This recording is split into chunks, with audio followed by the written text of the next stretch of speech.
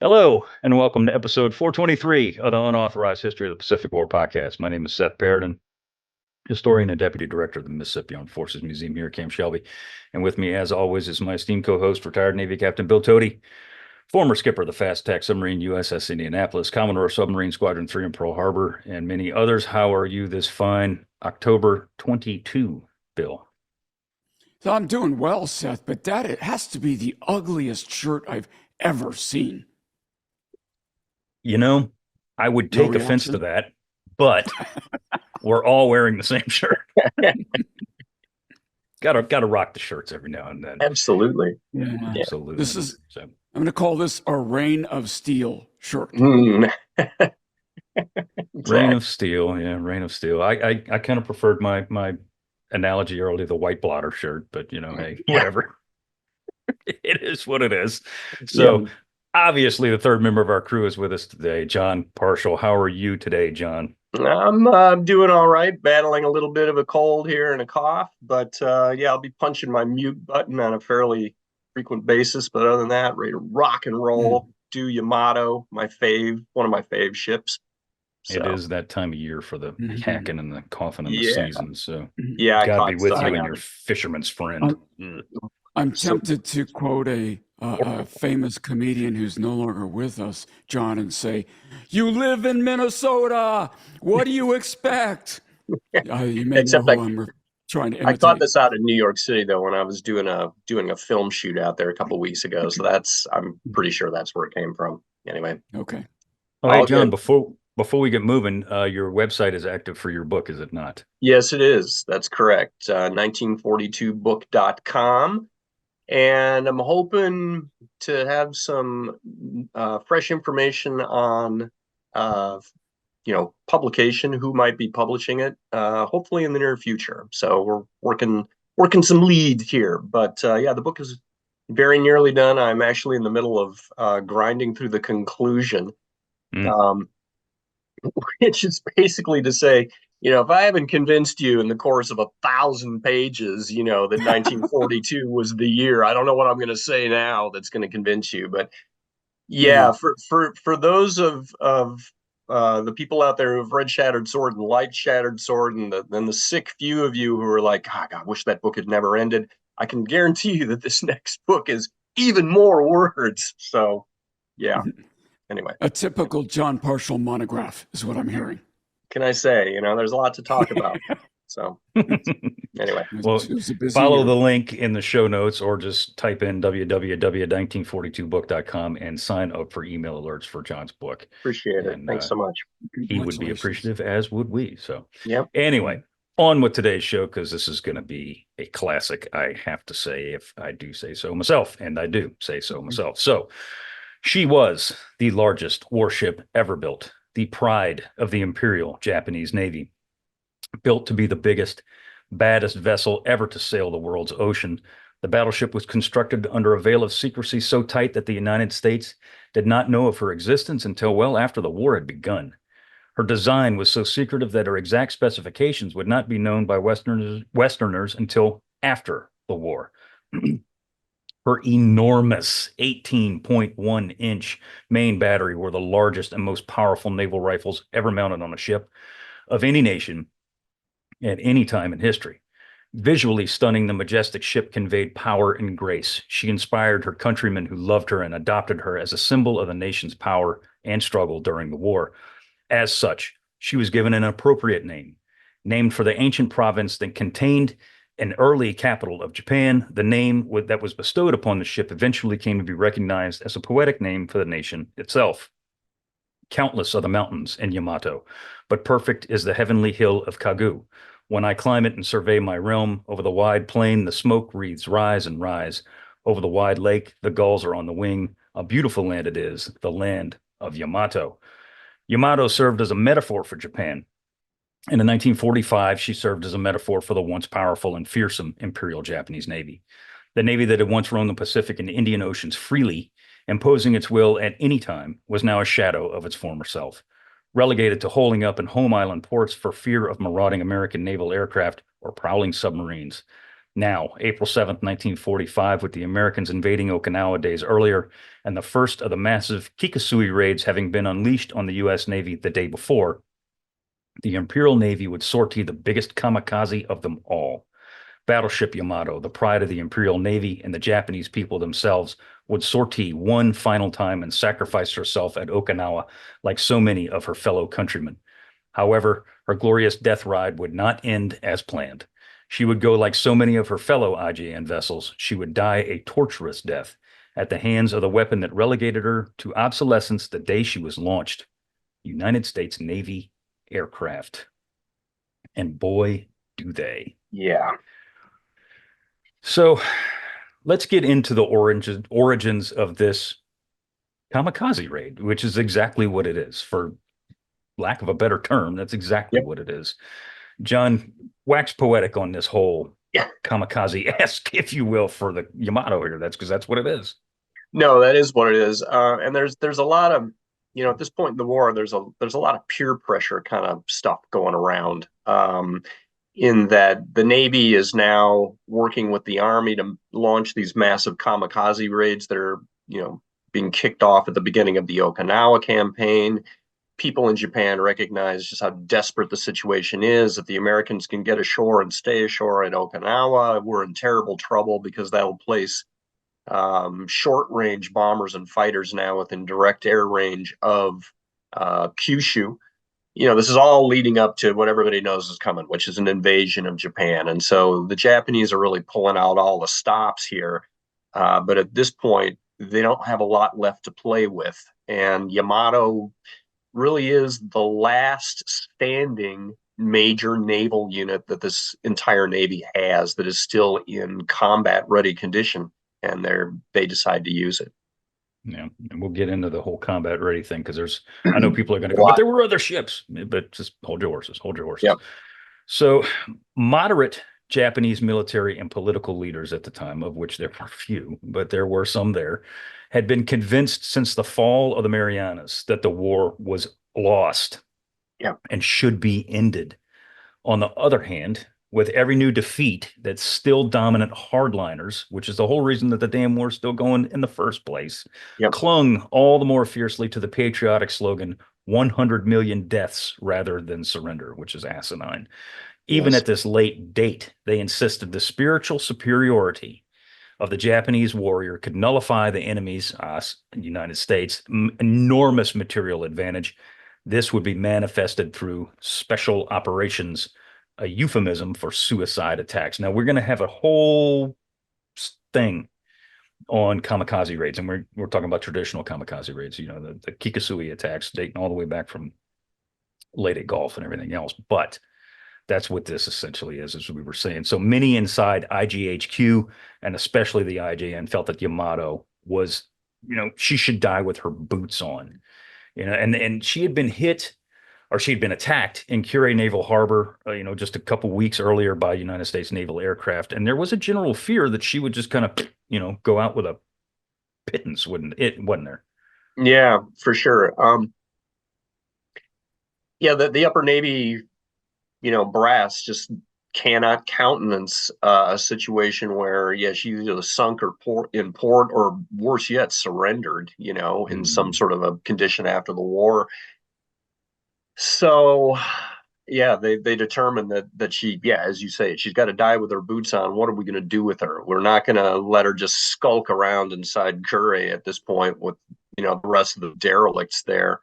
We're going to try to use her down around Okinawa. And just to kind of back up, when you refer to the hardliners, it's clear that there's an increasing schism between the isolated military decision makers up in Tokyo and the people that are at the tip of the spear down in places like Kure.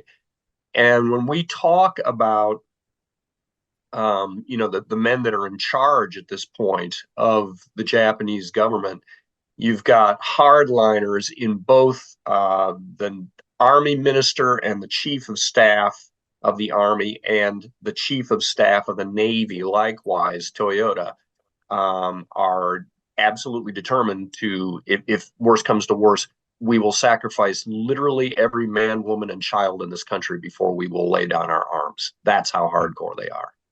Yeah, and that all results in ridiculous amounts of suffering that didn't need to happen. Of course, this is one of those episodes, and it's Japanese call it Ten-Ichi-Go. Bill, and tell us about the origins of the Ten Plan. It actually lay weeks before the Okinawa invasion ever took place, didn't it? That's right. And but I want to underscore that slogan, Seth, that you kind of uttered just a moment ago, in case anybody missed it, right? What Seth said, the motto was 100 million dead before surrender. This is like saying, I'm willing to fight until all of you are dead. I mean, that's essentially what the plan was. It was cowardly. It was ludicrous. At this point, obviously, we know about the suicide airplanes. You probably know about the suicide torpedoes, the Kaiten. There were suicide surface boats, small boats. And here we get, for the first time, a suicide battleship. So this IGN was prepared to throw everything they had at the Americans once they landed on Okinawa. A fact not lost on the Japanese in any way. Admiral Ugaki Matome, Special Attack Corps, were to be the main weapon of choice in the defense of the area, yet other tools were at their disposal as well. Naval General Staff contemplated a surface sortie, but was given little hope of success. Now, of course, the objective of all these suicide attacks was to take out as many enemy as they could before they died themselves, to put Japan, the softliners would say, in a better negotiating positions. The hardliners would say, so in order that we might prevail, believe it or not. There's still people who apparently thought that they could prevail. So the plan was similar to the plan for Kurita at Leyte Gulf. We spoke about that probably a dozen or so episodes ago, maybe more. The last remaining Japanese heavy surface units would sally forth from the home islands and insert themselves in the middle of the American invasion fleet and shoot it to pieces. That was the plan. But most, with any sort of sense, knew that this was impossible. Still, when you're out of options, I guess this is an option. Yeah, pretty much. So on March 29th, Japanese Emperor Hirohito, and we're going to have a whole episode on old Hirohito here in the near future, in a conversation with Naval General Staff Chief Admiral Oikawa Koshiro, asked what role the surface force was going to have in the defense of the Ryukyus. Naval planners immediately considered Hirohito's remark to be basically an insult, as to say, what the hell are you guys going to do? Because, we're flinging airplanes at these people. What are you going to do now? So immediately after that, they started conceiving the origins of this Yamato suicide run. I've been in places where if the boss, scratches his nose, then somebody below him immediately thinks that that's a good idea. As we call them here at Camp Shelby, the good idea fairies. And those are never a good idea fairy. And this is, I take it as one of those instances. Hirohito never actually said this. Yeah. But his people thought he meant this, and whether he did or he didn't, God only knows. But and some of this too is tied up just in the complexities of the Japanese language, which in many cases doesn't even put subjects into their sentences. It's such a subtle language that in a lot of cases you're left to just sort of derive what the object and subject of sentences are just based on context. Am I talking about a battleship or I don't know, because there's no noun in there pointing at that. So here's one of those cases where they may be out subtling themselves, that the emperor may not have meant anything at all. But, the fact that he even raises the question about what's going on with the surface forces, now everybody is, as you say, the good idea fairies are out there saying, well, we have to do something. Yeah. So why Yamato, John? I put this in the notes because there were other vessels that were significantly, shall we say, less powerful, but still battle wagons, all the same. There's Hyuga, there was Issei, there was Nagato Haruna. for, Haruna, so I mean, there are other battle Nagato. wagons there. Why Yamato? Well, the bottom line is that all of the ships that you've just named, except Yamato, have really been relegated to reserve status after the Battle of Leyte Gulf. A lot of these ships, like the hybrid carriers, Issei and Hyuga, they come back to Kure and they are immediately demoted to fourth rank reserve ships, which is like, we're going to barely man these things. In the case of Issei and Hyuga, they're not very fast. And so if you're proposing to send a surface force down to Okinawa, you're going to want as much headway as you can make. And, these are 24 knot vessels at best, and not, and they're really old too. They really are old. Let's see, Nagato had been damaged during Leyte Gulf, and she goes all the way north to Yokosuka around Tokyo, and she's turned into a floating anti-aircraft battery. The other big factor here is that there's so little fuel oil. Yep. That in the case of Nagato, she actually has a coal-powered donkey boiler that is put aboard her to power her anti-aircraft guns and create electricity and so forth for the ship, because they don't have enough fuel oil to keep her main boilers cooking. So all in all, yes, nominally on paper, there were still 5 battleships left on the IJN's roster, but in point of fact, the only one that was really operable is Yamato for all of those reasons. And I think that's the key. And because I can see people saying, well, why the hell, still, why didn't they send, if they're old, let's sacrifice the old, blah, blah, blah. But it's the fuel state. The fuel state is so critical at this juncture of the war for Japan because of Bill's silent service absolutely just wreaking freaking havoc. Yeah. And cutting them off, which is what they've done. And Halsey's raiding the South China Sea and all this other, there's all kinds of things going on. These people are starving for oil. I believe you said in the first episode we did for Okinawa, or I could be wrong, that one of the last tankers to go to Japan came through in March of 45. Yeah, it was like early March is the last time a tanker gets in there. And so, and any oil that is getting into the home islands as much as possible, they don't want it being used in the form of fuel oil. They're going to put it into avgas because they're hoarding aircraft at this point for the final battle. So, yeah, naval ships are pretty low on the totem pole these days when it comes to fuel prioritization. Man, how the mighty have fallen. Yep. So the assets available to the Japanese at this stage were pathetically thin, shall we say. The only surface forces that could be made ready were Yamato, as you said, and the second destroyer flotilla. While there were more destroyers and a handful of cruisers available, oil, as you just said, or lack thereof, was the issue.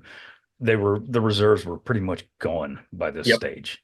Pretty much gone. So Yamato is going to go to sea for her final death ride with a very, very small task force that surrounds her. I mean, it's Yahagi and what, eight destroyers. 8 destroyers, yep. A light cruiser and 8 destroyers. Yeah, and that is pretty paltry. 2 of those destroyers, Suzuki and Fuyutsuki, are modern anti-aircraft ships. These are Akazuki class units, and the others, they've got a couple of some of the newer run escorts, but there's some good fleet destroyers in here as well that have been around the block. Asashimo, Hamikaze, Yukikaze, the famous unsinkable destroyer of the Japanese Navy. She's going to be here too. So yeah, it's not a big force by any means. It's relatively capable from a surface warfare standpoint, but because of fuel oil constraints, this is as big as they can go. Bill, who is in 10 ships? Yeah, that's it. Yeah. That's it. Bill, who is in command on the Japanese side for this death ride? And he's thrilled to be, I might add, Seth. His name is Admiral Ito Seiichi, right? So Ito had been around the block a time or two and had once served as vice chief of the Naval General Staff and had been with the Naval General Staff since before Pearl Harbor. He had held the chief of staff position of the combined fleet just before Ugaki. And before that, he'd been an attaché in the U.S., so he really did know kind of what he was up against. He opposed war with the United States, and as late as 1944, openly told people that Japan was no match for an industrial power like that of the United States. So he is known as a deep thinker, but I know talking like that in Japan in those days, career limiting move. Right, career limiting move. He was seen, so he was seen by many of his peers as lacking the heart of a fighter because he was too much in touch with reality. The plan for what became known as Task Force 2 is simple. Developed by the brave Commander-in-Chief Combined Fleet Admiral Toyoda Suemu, right? This was one of the hardliners up in Tokyo. From his bunker in Tokyo, brave Sir Toyoda, Yamato and her escorts would sail along the coast of Japan, hopefully missing the American submarines, and then dash towards Okinawa, where once there, Yamato would beach herself, run herself aground, and then act as an enormous shore battery until either her weapons were destroyed or she ran out of ammo. At that point, her crew would swim ashore, wade ashore, or whatever, armed with infantry weapons, and fight ashore with the army in the defense of Okinawa. Sounds like a logical plan to me, Seth. So much so that they did issue automatic weapons, Arisakas, bayonets, all that kind of stuff to a lot of the crew on this mission here, but we'll get to that in a little bit. So along the route, little to no Japanese air cover would be provided. As a matter of fact, I do believe that the one flight of Zeros that fly over her, if really it's mainly by accident more than anything else. I could be wrong there, and we'll get to that too. It was very evident that this was a suicide mission. No one expected anyone on the mission to survive or actually complete the mission, which makes it even more heartbreaking, frankly. It was absolutely hopeless from the start.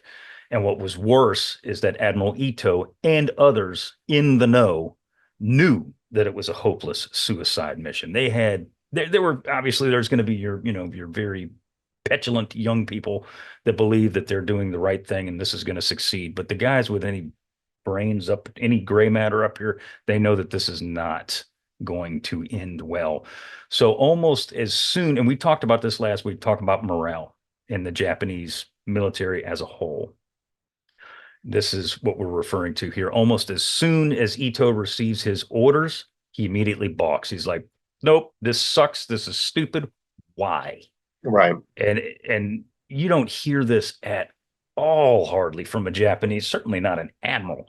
Yeah. And I mean, it just goes to show you that, there's a myth that, everybody thinks that the Japanese, every single member of the Japanese military was going to fight to the death. And they were all ingrained with this Bushido code. And that's not true, because there's a lot of guys that were like, this is asinine. I'm not doing this anymore. Yeah. And he was one of them. Yeah. No, you get to this point in the war, and it's pretty clear to anybody that's got 3 contiguous brain cells how this thing is going to end. And yeah, Ito is one of these guys that it's just like, this is pointless. Why are we throwing, 10 ships away, and we're not even going to make it halfway to our objective, more than likely. So yeah, and the result is that, again, there has to be this sort of come to Jesus meeting from the people in Tokyo who are ordering this mission, and Ito basically saying, this is dumb, we don't want to go. Yeah, that's a real problem. And it runs into this sort of bubble thinking that's going on up in Tokyo at this point. These people they're in their own echo chamber. They think that they are causing more damage to the Americans than they actually are causing. And they still think that they have chances in this war, and they're not evaluating the information correctly. This is an ongoing problem. It's going to be a problem all the way up until August 1945. But yeah, the result right here is that Ito is saying, I don't want to do this. This is dumb. And Tokyo's like, these are orders. Yeah. And it's key to point out too, it's not just Ito. It's a lot of the captains of the other ships that are assigned to this mission too are like, this is dumb. Yeah. Why are we doing this? The destroyer captain's like, this is stupid. This is a waste of human lives. It's a waste of ships. Ito, and I haven't found concrete proof of this, and maybe you have, John. I don't know. But Ito supposedly suggested, hey, why don't we take all these guys off this damn thing and put them ashore, and then take all the guns and all the ammunition and everything else off this freaking boat, put it ashore, and we can use them probably a hell of a lot more effective in the final battle when they're ashore in Japan, as opposed to letting them die at sea. And I don't know if that is I've true. never seen that. That doesn't strike me as yes, if you had time to do that, that might be a good thing to do. The problem is that, do you even have the time, and do you have the dockyard capacity, and are the Americans going to give you sufficient time to, which they're not. Of course not. Put Yamato in the graving dock and then pull all of her secondary turrets and all that happy stuff off her main battery turrets. Where the hell are you going to put those things, man? And they had to specially build a ship. When they were constructing her, there was a specially built ship whose job was to do nothing except to move the turrets from their assembly point out to Yamato so that they could then be picked up on, in pieces and put on top of the ship. I mean, each of these turrets weighs 2,500 tons. You haven't got a crane big enough to take those things off. Anyway, that's incredible. Yeah. So exactly to your point, once Ito and the captains starts saying this is foolishness, Toyota sends down Kusaka, who is an old guy. We've talked about him a lot throughout the entire Pacific War. He happens to be one of Ito's personal friends. Right. And Toyota sends Kusaka down there to basically say, hey, Padna, I know this sucks, but you got to do this. And that's the way it's going to go. And Kusaka goes down there and he gives your typical rah-rah. Yeah, which is thank you, because I was going to say something significantly more vulgar, but yes, it's useless. But he comes down from Tokyo, Kusaka does, and he meets with Ito and his staff and the captains of the escorting ships. And Kusaka essentially told Ito and the assembled men that the aim of the operation was the survival of the nation. Quote, nothing is more satisfying to us as warriors than to be able to bring into play this last ornament of our surface forces, this strong right arm made ready by long years of arduous effort, unquote. So, all right, so I got a problem with that. Yamato's been ready since 1942 to pay her freight, and she has yet to do so except for one time. Mm-hmm. Yeah. So he goes on to say, Kusaka does, something to the effect that it was his wish to, quote, repay at least a tiny fraction of our indebtedness to the emperor by fighting furiously, each man a match for thousands, and by annihilating the enemy down to his last warship and last vessel, thus restoring our momentum at one fell swoop. I put in the notes, same story told once again, the whole decisive battle, mantra that they've been beating down since the 7th of December, 1941. Yep. No different. Yeah, my wife would refer to this as magical thinking. Mm-hmm. So, right. Yeah. So despite his friend's flowery baloney, we shall say, Bill, Ito still had, because this guy's a military officer, he has serious military issues with this whole plan, does he not?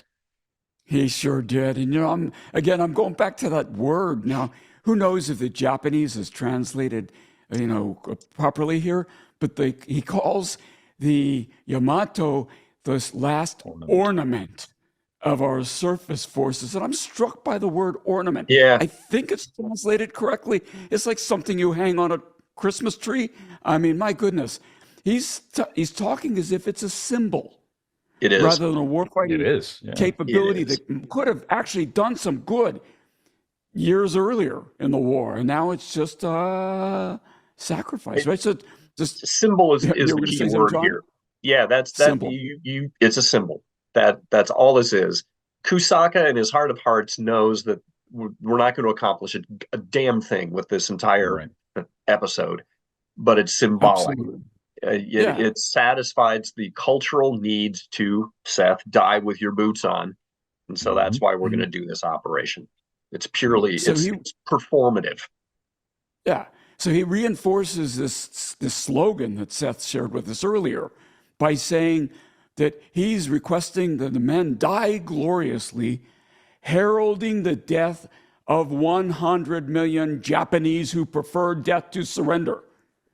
Did anybody ask them No, they were Again, never rats. No. No. no, of course And, not. and I, I Yeah, should mention too that this whole 100 million thing is just this, it's a slogan that they've used Sure. throughout the war. There's actually only sure. about 70 million people in Japan proper, but they extended to, the other peoples who are under the glorious umbrella of, Co-prosperity sphere. yes, exactly. So it's a catchy catchphrase, but there's not actually 100 million people in Japan that are willing to die to the last person. And Hell I no. think you're right that if you had Yeah. polled the Japanese themselves, there were distinctly less than Well, if you're going to 70. lie to your own people, you might as well round up, right? Yeah, exactly. Right. You're gonna be a bear, So be a anyway, grizzly. Yeah. right, exactly. So Ito asked the pertinent question, such as, what happens if we sustain damage on the way in? What happens if we're dead in the water? What do we do next? Is the decision of the force left to me? Or do I just take orders and die gloriously, et cetera, et cetera? In other words, is my job just to die? These are all Yes. legitimate questions from a man who probably already knew the answers, Seth.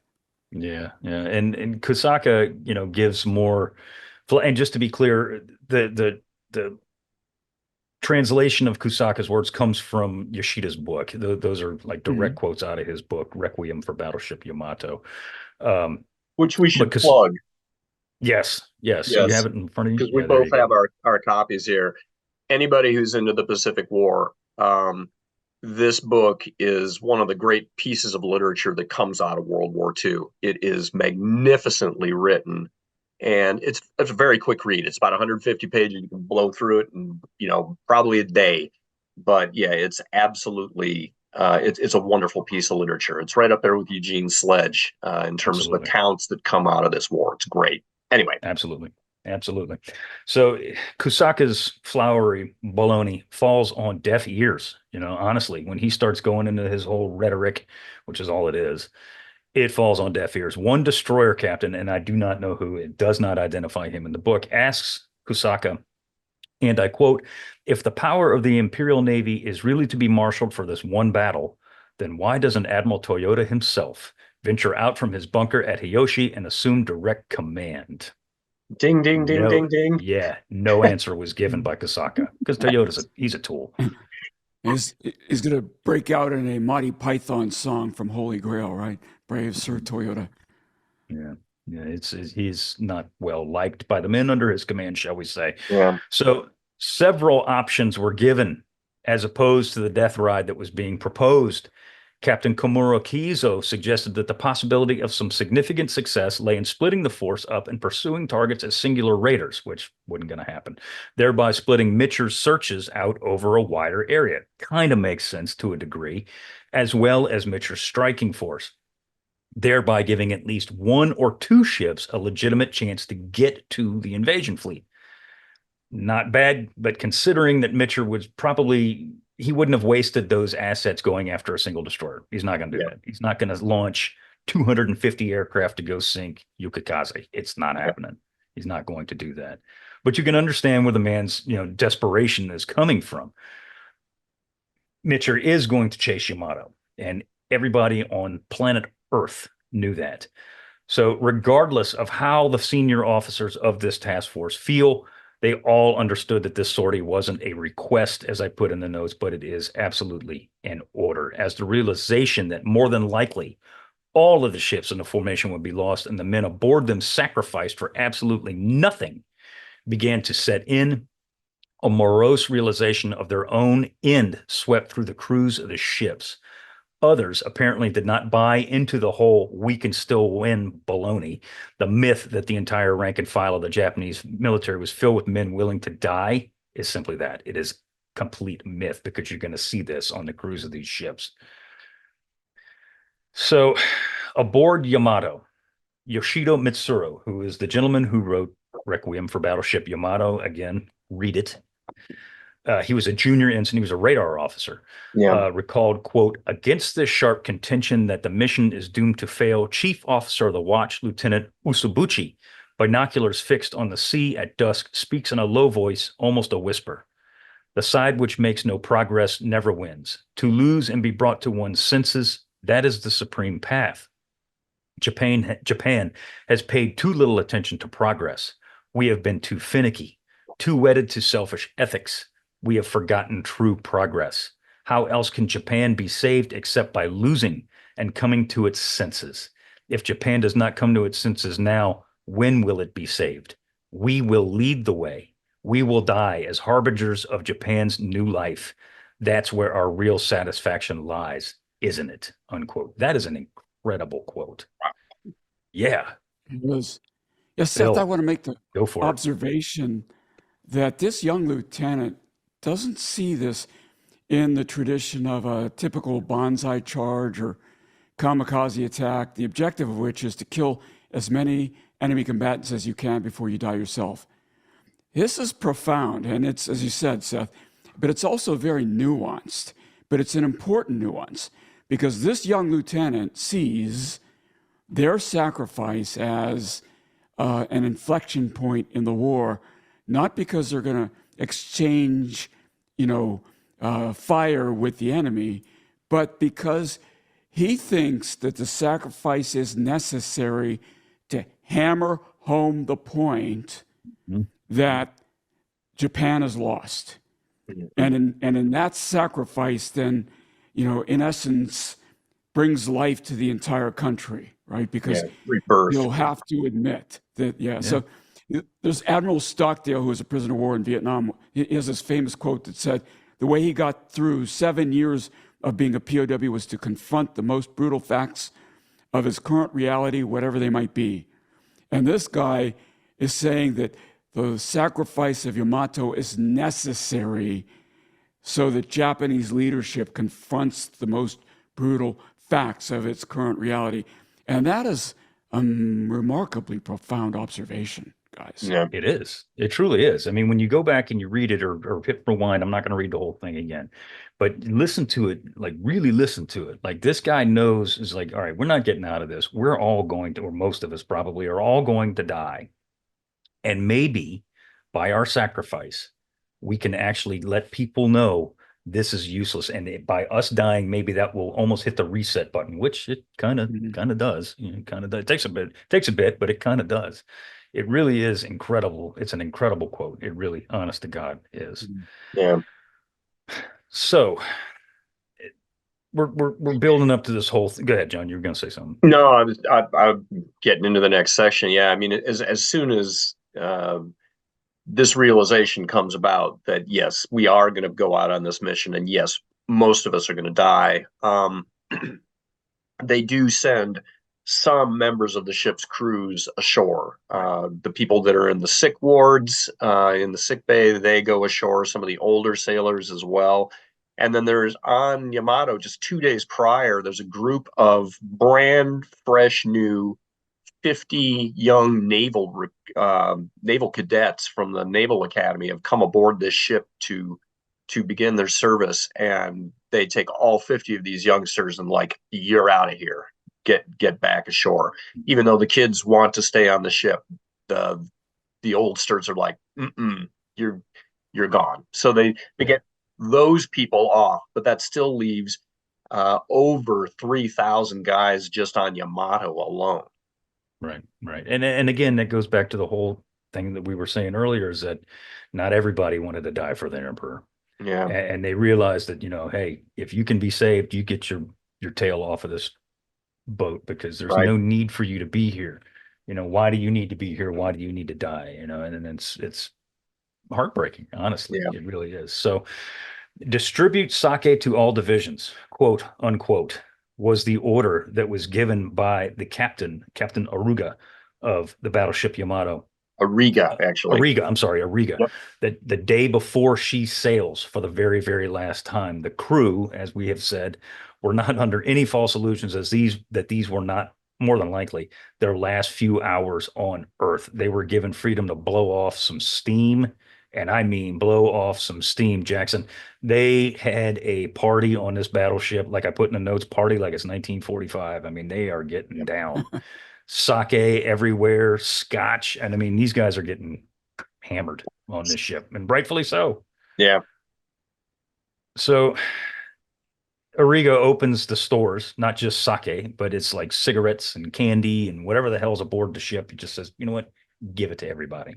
Yep. Y'all come get your stuff and have a good time because that's what we're going to do. Yoshida, the writer of the book, recalled that the festivities were happy with heavy drinking. I can imagine. So most of the men sat down on the deck in circles and drank together, singing songs, telling lies. That's what guys do. Yoshida wrote, quote, should we deny ourselves even oceans of sake? Of course not, unquote. So I found this to be pretty damn cool, honestly. And obviously, alcohol has a lot to do with this. The singing and dancing continued well into the night with the captain and the XO each imbibing heavily. Apparently, Arrigo comes down with a bottle of sake in each hand. He's double fisting as he's going down there, and just, I mean, they're just getting after it, having a hell of a party. The captain stands in the middle of a circle of his JOs, drinking straight from the bottle. The XO apparently started a wrestling match with some of the younger junior officers and tore his uniform. I mean, these guys don't give a damn anymore. You know, they know they're going down. They don't care. So the following morning, as I put in the notes, nursing what was probably gargantuan hangovers, the crews of the condemned ships actually write their final letters home. You know, they send these letters off to their families knowing that, you know, this is it. This is all there is. All remaining cigarettes and stores were distributed to the crew, and men set about doing their duty like actual sailors that they were. So, John, let's talk about the fuel. Let's talk about the fuel situation. There's a whole myth that Yamato and her consorts were loaded for one-way mission. Exactly. The common myth is that they were only given enough fuel to make a one-way run to Okinawa, and that has been disproven by more recent scholarship. If you look at her track record of movement, which is on my website, apparently, and I'm not the guy who wrote that. I've got to give my props to people like Tony Tully and Sander King Sepp and the other guys who maintain those troms. But Yamato brings aboard 3,400 tons of fuel oil. Her maximum bunker capacity is about 6,000 tons. And so if you do the napkin math, that means that she's got plenty of range. She probably could have steamed around 4,000 nautical miles at 16 knots or thereabouts. So that's more fuel than she needs, but it also gives her then a margin for being able to steam at top speed because we're going to be in battle because we know this is going to happen. I've got enough fuel oil now that I'm not going to be hampered by the need to worry about fuel consumption. Yeah. So at 1600 on April 6, 1945, Yamato, led by cruiser Yahagi, and followed by her screen of destroyers, departed Tokuyuma and sailed into Bungo Suido. Yahagi is commanded by a guy that anybody who watches his show has heard of before. Tama Ichihara, who's the post-war author of Japanese Destroyer Captain. He's a torpedo specialist. He's a veteran of a lot of the fighting down in the Solomons. Here late in the war, he's put in charge of this light cruiser Yahagi. Yeah. So the task force then slides down the coast of Kyushu at 12 knots and cruise in a zigzag pattern down the coast. Handful of Japanese aircraft, as I said, passed overhead, but for all intents and purposes, Yamato and her friends are now alone. Bill, Yoshida has a very eloquent line that he puts in here. Yeah, he does. He says, "It is a sailing that holds no promise of return." So the mood of the men aboard the ship seemed to be a mixed bag of men accepting their fates and others as seemingly oblivious to their near end. Yoshida again says, "We muster at quarters. This is probably the final muster. Soon after being dismissed, we will go to our battle stations, and there will be no other occasion for another muster." You know, normally, Seth, when a ship gets underway, they sound that long blast on the ship's whistle. With all those hangovers, I have to believe that there was no whistle sounding on this. Probably not. Yeah. Probably not. Probably not. So as Yamato and her consorts plow through the sea, the ship's XO passes on Commander-in-Chief Combined Fleet Toyota's departing message, and I quote, "This task force of the Imperial Navy in cooperation with the Army is about to stake its entire air, sea, and land might on an all-out attack against enemy ships in the vicinity of Okinawa. The fate of the Empire hangs in the balance. For this occasion, we have organized a naval special attack force and have given it orders for an attack unparalleled in its heroic bravery. We have done this to exalt the glorious tradition of the surface forces of the Imperial Navy for this one battle and to transmit its glory to posterity," unquote. So there is no question that this is it. This is it. Toyota even says so. All right. So the Japanese were firmly convinced that we were going to find them long before they ever got anywhere near Okinawa. And Yoshida makes multiple remarks in his book that even before Yamato sailed, B-29s were like single photo recon B-29s were flying over Tomioka and assumedly taking pictures. And it was known that as she had moved down the coast, before she even set sail for the sortie, that she was being tracked. So we knew that this thing was on the move, and we had a pretty good idea. And we'll get to that here in just a minute. But I mean, it was no secret, was it?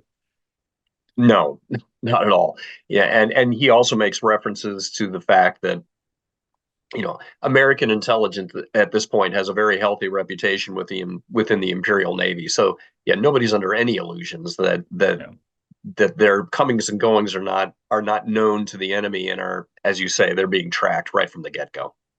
Yamato and her Task Force 2 had been discovered by no less than 3 American submarines, and Yamato's radio snoopers had detected plain language, in other words, uncoded transmissions from the submarines relaying Yamato's position and course.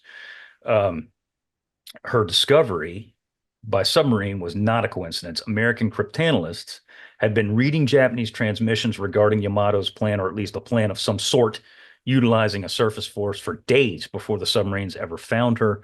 As early as March 26th, cryptanalysts deciphered messages about Operation Ten-Ichi-Go. Bill, tell us about some of these radio signals and all this cryptanalysis. Cryptanalysis, yeah. So back to the submarines, Seth, you can see a submarine we call it hull down, right? Where you can just see the masts, and a submarine could see through the periscope, could see a ship hull down, and not because diesel boat, right? At 8 knots of sprint speed, when you're submerged in a diesel boat, be unable to position into an attack position. So seeing it is great. You could report it. You make sure that other people are aware of its presence so they could send aircraft and other ships against it. But just because you sighted a surface contact doesn't mean you're going to be able to get in a position to sink it. That's the difference between diesel boats and nuclear boats. But I digress. So the American cryptanalysts had been reading Japanese transmissions regarding Yamato's plan for days before the subs found her. As early as March 26th, cryptanalysts deciphered messages about Ten-Go. Monitoring Japanese radio signals, the code breakers also read a message from a German attaché on March 29th that stated, quote, "Having used only part of its air strength in the last attack, the Japanese Navy is determined to use its remaining strength in conjunction with the Army Air Force for a decisive blow." Decisive blow? At the next opportunity, unquote. That next opportunity was upon them now. So between that time and April 6th, a flood of messages regarding Ten-Go was deciphered. The summary for April 6th pretty much gave the whole game away. The message stated that Task Force 2 would pass through Bungo Suido, and then Second Fleet will arrive in the area east of Okinawa at dawn on the 8th of April aboard his flagship, USS New Mexico, BB-40. Why New Mexico? Because by this time, of course, Indianapolis had already been hit by the kamikaze and was heading back to Mare Island. Admiral Raymond Spruance received the decrypts and instructed a surface force under Admiral Morton Deo, the man in charge of the bombardment force for Okinawa, to, quote, take them on, unquote. Mm-hmm. This assumes that the two surface forces were going to somehow meet.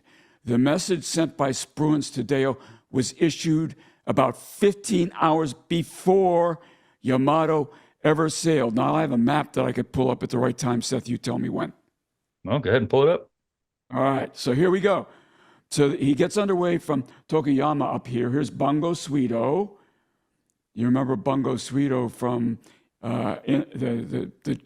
the Edward Beach book, right? Run Silent, Run Deep. They keep talking about. And here he runs down here, this radio. These guys intercept the U.S. submarines' decrypted, unencrypted radio transmissions, so they know they've been sighted right about here. And then, of course, they're going to run down, try to hug the coast. And that's the plan, right? To get down towards Okinawa, which is down here. Spoiler alert, they don't make it, Seth. They do not. And I find it, and we can talk about this in a minute, not because I'm dying to hear your opinions on this. Ray Spruance knows that Task Force 58 is out there, obviously.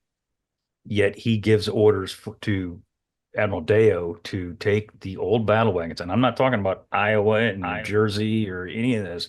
I'm talking about Tennessee and California and Maryland, Mexico, and shore bombardment group. Yeah, and go out there and engage Yamato on it, in a classic, one imagines to be a classic, naval engagement, crossing of the T kind of a thing.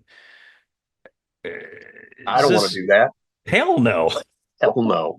In a 22 knot battle wagon. No, I don't want to do that. Not against a Japanese surface group that has a lot of torpedoes. I'm sorry, Bill. No, I was saying against the largest battleship that's ever been built in history. Yeah. Thanks for the opportunity, but I'll take a pass on that. Why don't you pass this message along to Ray? I think he'd like to, Yeah. I think this is Ray Spruance just going, I want to get my fingers into a naval fight one last friggin' time. I really do. It harkens back. And look, we taken a million shots at Halsey. Take a shot at Ray Spruance.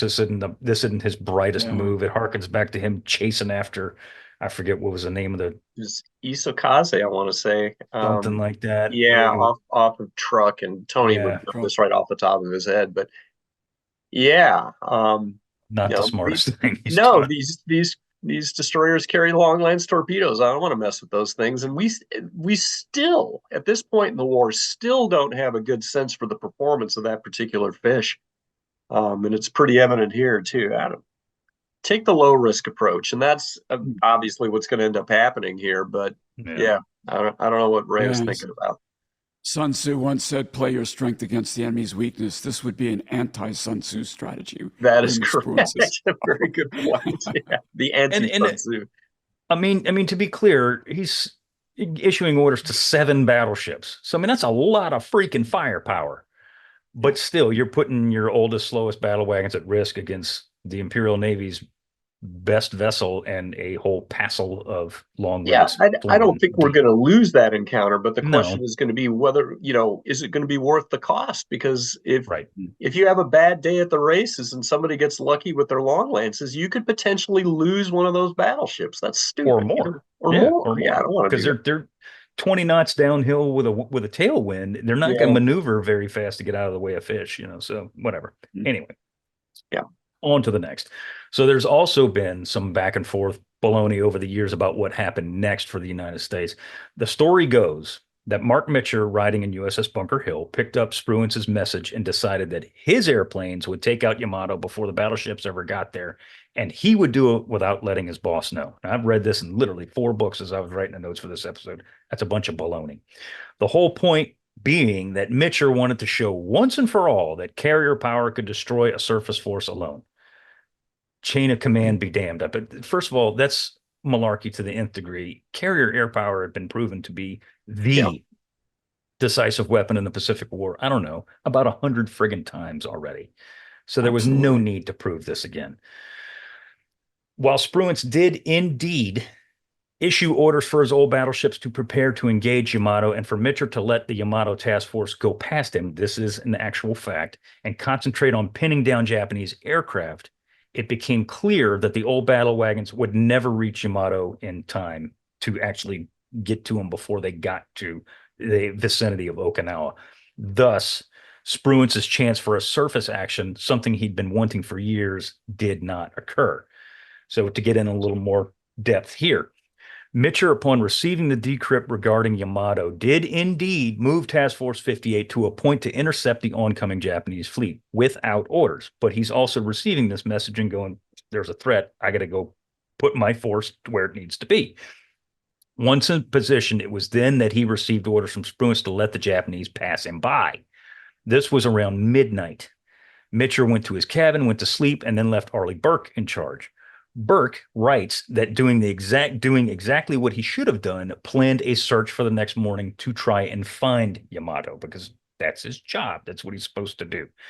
At 0600, Jocko Clark's Task Group 58-1 launched their searchers, and around 0815, two Hellcats piloted by Lieutenant J.G. Simon Kreitz and Gerald Schaub from Essex's VF-83 each found Yamato within minutes of each other. Upon hearing the sighting report, Mitscher, following orders, sent a package to track and follow Yamato, not attack her. He radioed Spruance and told him that he sent his trackers out and requested more instructions. In the meantime, at 10 o'clock, Mitscher launched a strike package and instructed them to hold off. So Mitscher's like, God. And he gets him off the deck and he says, just don't hit anything yet. Just hang out. Receiving no word from Spruance, he again radioed Spruance and told him that he proposed to, quote, strike Yamato's sortie group at 1200 unless otherwise directed. For 2 hours, Ray Spruance didn't say a word. Yeah, so just Seth, if I could jump into this, Go for it. Unless otherwise directed, that's called a UNODIR in naval parlance. UNODIR, unless otherwise directed. Basically, that's a CYA. I'm going to do this, and if I don't hear from you, I don't care. I'm doing it anyway. So you better tell me to stop, or I'm not going to stop. And that's exactly what great happens. way to approach it. Yeah, go ahead. Yeah, that's very anti-Halsey-esque. Yeah. So Yamato's force had turned, and while they were still being tracked by American PBMs, and they were, and Mitscher's birds now, it now appeared that the only American force that could reach Yamato was Task Force 58. So there was a plan. It was all part of the plan for Yamato's force to basically make a jog to the west, right? Yeah, to the west. Yeah, if Yamato comes down the line of those islands and stays on the eastern side, then she's in position to be hit by the Americans more easily because they're going to be out to seaward from that. But yeah, as you saw on that map, as she zips by the southern tip of Kyushu, she's actually going and jogging out to the west then to get out of the American air envelope if she possibly can. And then she's going to approach Okinawa from due north. So leaving us this conundrum. And as we see, she almost kind of does, because when Mitscher launches his strike, it's almost at the very tip of the range for these guys to get out here. So regardless of this, as I said, when it became clear to Mitscher and Spruance that Yamato may escape, of course, they had no clue that, this was all part of the plan. Mitscher again radioed Spruance and asked, quote, will you take them or shall I? Spruance finally responds, you take them. And it is if I could again, Seth, I hate to do this, but the wording of Mitscher's message there, will you take them or shall I, is, I'll be kind here and say it's not thoughtful, because they're all Spruance's forces. So what he's really saying is, will you take them or will you take them? Will you take them using my assets or will you take them using some other assets? But this is typical Mitscher, man. He puts himself in conflict with his boss all the time. And somebody with more of a short temper than Spruance would have got agitated at that. But Spruance just says, yeah, you take them. When you take them, that's me taking them, but you take them. I don't know. I'm gonna disagree on that. I feel like Mitscher is, especially after Leyte Gulf, where we were not aggressive enough in sort of covering assets proactively. I look at what Mitscher is doing as like he's maneuvering intelligently and putting himself in a position, if called upon, to do that. I agree that launching aircraft and then putting them up there and like, okay, just loiter until I tell you otherwise. I don't know. No. Maybe I wasn't clear. I think he did exactly the right thing. Okay. Yes. Yeah. So what I'm saying is the wording of his message. Will you take them or shall I? As if they're separate commands. Mitscher Right. works Okay, I for got you. Spruance, right?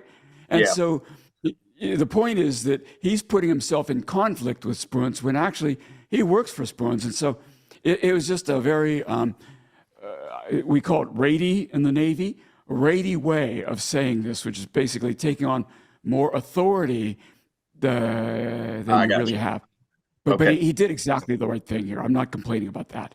Got it. Yeah, I'm still I'm gonna push a little bit because his Mitscher's job is to protect that invasion fleet, and Spruance is with that invasion fleet. By the way, he ain't out there on the carriers. He's out with the invasion fleet, and Mitscher's job is to go out there and do his thing. Task Force 58 is way the hell away from Okinawa right now. I mean, they're within range, Right. They're way the hell away. So his job is to stop any kind of naval force or air force that comes down here, and he's doing exactly what he should do. No, I Launching agree, Seth. We're saying the same thing. Yeah, I guess we're talking in circles, but launching the planes in the early morning is exactly what he should do.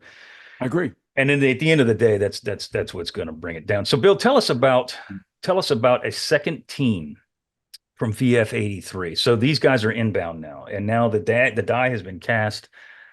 Spruance gives the okay. Mitscher says, "All right, go get them." So, tell us about what's going down now.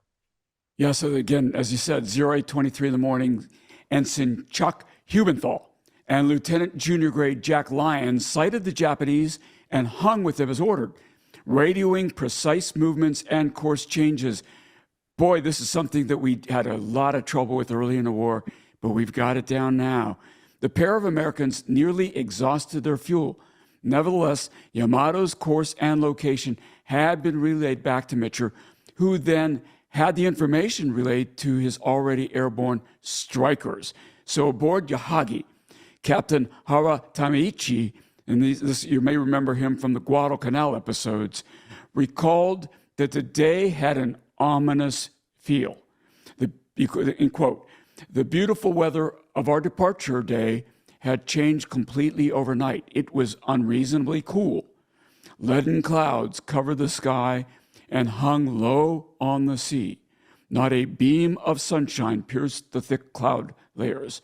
Rain could come at any moment. It was a dismal day, unquote. And it would get even dismaler. Is that a word? I don't know. It is now. It is now. As the Japanese continued on their course, Hara recalled that they could distinctly hear American aircraft radio transmissions. It was apparent to anyone who could hear that the Americans knew where they were and were coming for them, and indeed they were. A little after 11:30, the Amani Oshima lookout station reported to Yahagi that an estimated 250 enemy aircraft were headed in their direction. Hara's XO, hearing the report, looked at Hara with a wry smile and simply said, "Here they come." That's an overestimate, by the way, of the number of aircraft that are in the initial wave. There are 3 distinct attack waves here that are going to be coming in. I don't have the exact breakdown. I was just trying to get that figured out. But one thing that's worth mentioning here is that Mitscher is only using about less than half of his available aircraft to go after this group.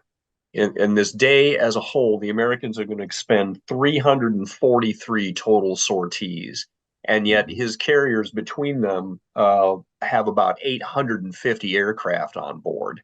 So even though this is a very powerful task force, Mitscher isn't even breaking a sweat in terms of putting a group of aircraft that'll be able to kill this thing off. And so I guess my estimate of the first incoming raid is probably about 100 and 120 planes, something like that.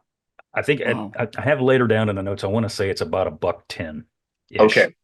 Yeah. Like maybe 112 or something like that. But what we got to remember too is that this is April 7th. So the day before, April 6th, and by the way, today too, Kikasui #1 just pounded the American fleet. I mean, we're talking hundreds of kamikazes are coming. So he's he's hanging his the majority of his S6Fs and Corsairs back to deal with the local air assumed defense and exactly. right. Exactly. So this lookout station that Bill just talked about, Amami Oshima, lay approximately halfway between Kyushu and Okinawa. Hara recalled that without even looking at a chart, and this is all in his destroyer captain book, every man on Yahagi's bridge knew that those airplanes would be overhead within the hour. Yep. The American aviators already on the way knew exactly what their target was, too, by the way. Before launch on Mitscher's flagship USS Bunker Hill, Ensign Melvin Gutenberg of VT-84 scribbled on the chalkboard in the ready room, and I quote, "Get the Yamato." So every mother's son knew what they were attacking. Aboard USS Hornet, CV-12, VF-17 skipper Marshall Beebe prepped his 4 divisions in his strike group. Beebe told that his men that they would not have enough fuel to get to Yamato and make it back. This is early in the morning now, as it was at the extreme distance of their range. He then went on to say that Task Force 58 was changing course and rushing at flank speed to close the distance, but drop tanks would be needed for the long flight. At 10 o'clock, the first American strikers roar off the flight decks, as we just said a minute ago. Task Group 58-1 and Task Group 58-3 lead the parade as they were nearest to the Japanese targets. Some 280 birds were on their way from these 2 groups alone, but to your point, John, they're in packages. They're not all in one big cloud. They're coming in different strike groups stretched out. Behind the first wave, the second wave was prepped. 58-4 launches at 10:45, followed by Langley and later Intrepid. These are all part of this task group. The second wave would count some 106 aircraft in their strike group. So in the ready rooms of the torpedo squadrons, the men were told that they'd be carrying fish on this strike. And this is kind of interesting because we've talked about the Avenger a gazillion times. And this thing was a multi-purpose attack aircraft. It could carry multiple bombs and torpedoes, and even in some instances, rockets. This would be the first time that many of these guys had actually dropped or fired a torpedo in action, if you believe it or not. Yeah. One pilot apparently quipped, "Do you think we will still know how to drop them?" It's a good thing for us that we've actually worked out our torpedo problems by this point in time. And Indeed. Bill, tell us about Lieutenant J.G. Roy Erickson of USS Essex. This guy's funny. So he's in VBF-10. He's a Hellcat driver. And initially, he's asleep in his bunk when all this is going down. He's not assigned to any flight that morning, but he was suddenly awakened and told to report to the ready room and get your point option info and get to the flight deck. So he's rubbing sleep out of his eyes, going to the ready room. Another pilot, what happened was another pilot had injured himself getting from the ready room to the flight deck, and Erickson was to take his place, but he didn't know this. Running to the flight deck and still in the process of getting dressed, Erickson, completely unaware of the situation, is handed a chocolate bar and a canteen. What more do you need? As he straps on his Hellcat. In the confusion, he asked the plane captain, what the heck is going on? What's all this excitement about? And the response was, haven't you heard? They've located the Japanese fleet, and you're going to sink it. And his reaction was, oh, crap. Response from the and words to that effect, Seth. His response he was still groggy. The information about Yamato's location was nearly 2 hours old when the Americans began winging their way towards their quarry. Thankfully, the location of Yamato's group was still being tracked. And at 10:15, shortly after the first strikers left, 2 PBM Mariners sighted Yamato and her escorts and shadowed them at a safe distance. At 10:17, they moved close enough for Yamato to actually unleash her main battery at them. Remember, we talked about this before. Those big 18-inch guns could actually fire anti-air rounds. Whether they're effective or not is another matter. Wisely moving out of range, the PBMs kept their eyes on the Japanese, but now at a safer distance. Shadowing Yamato's force, the PBMs radioed the Japanese position constantly, shepherding the inbound American strike straight to the Japanese, who were fully aware that it was about to get real, guys. And there's nothing as a surface warfare sailor, there's nothing you hate more than enemy snoopers just loitering out of range of your weapons, and you know that they're just dialing in, here come the hounds, and there's nothing you can do about it. It's the most helpless, awful feeling in the world.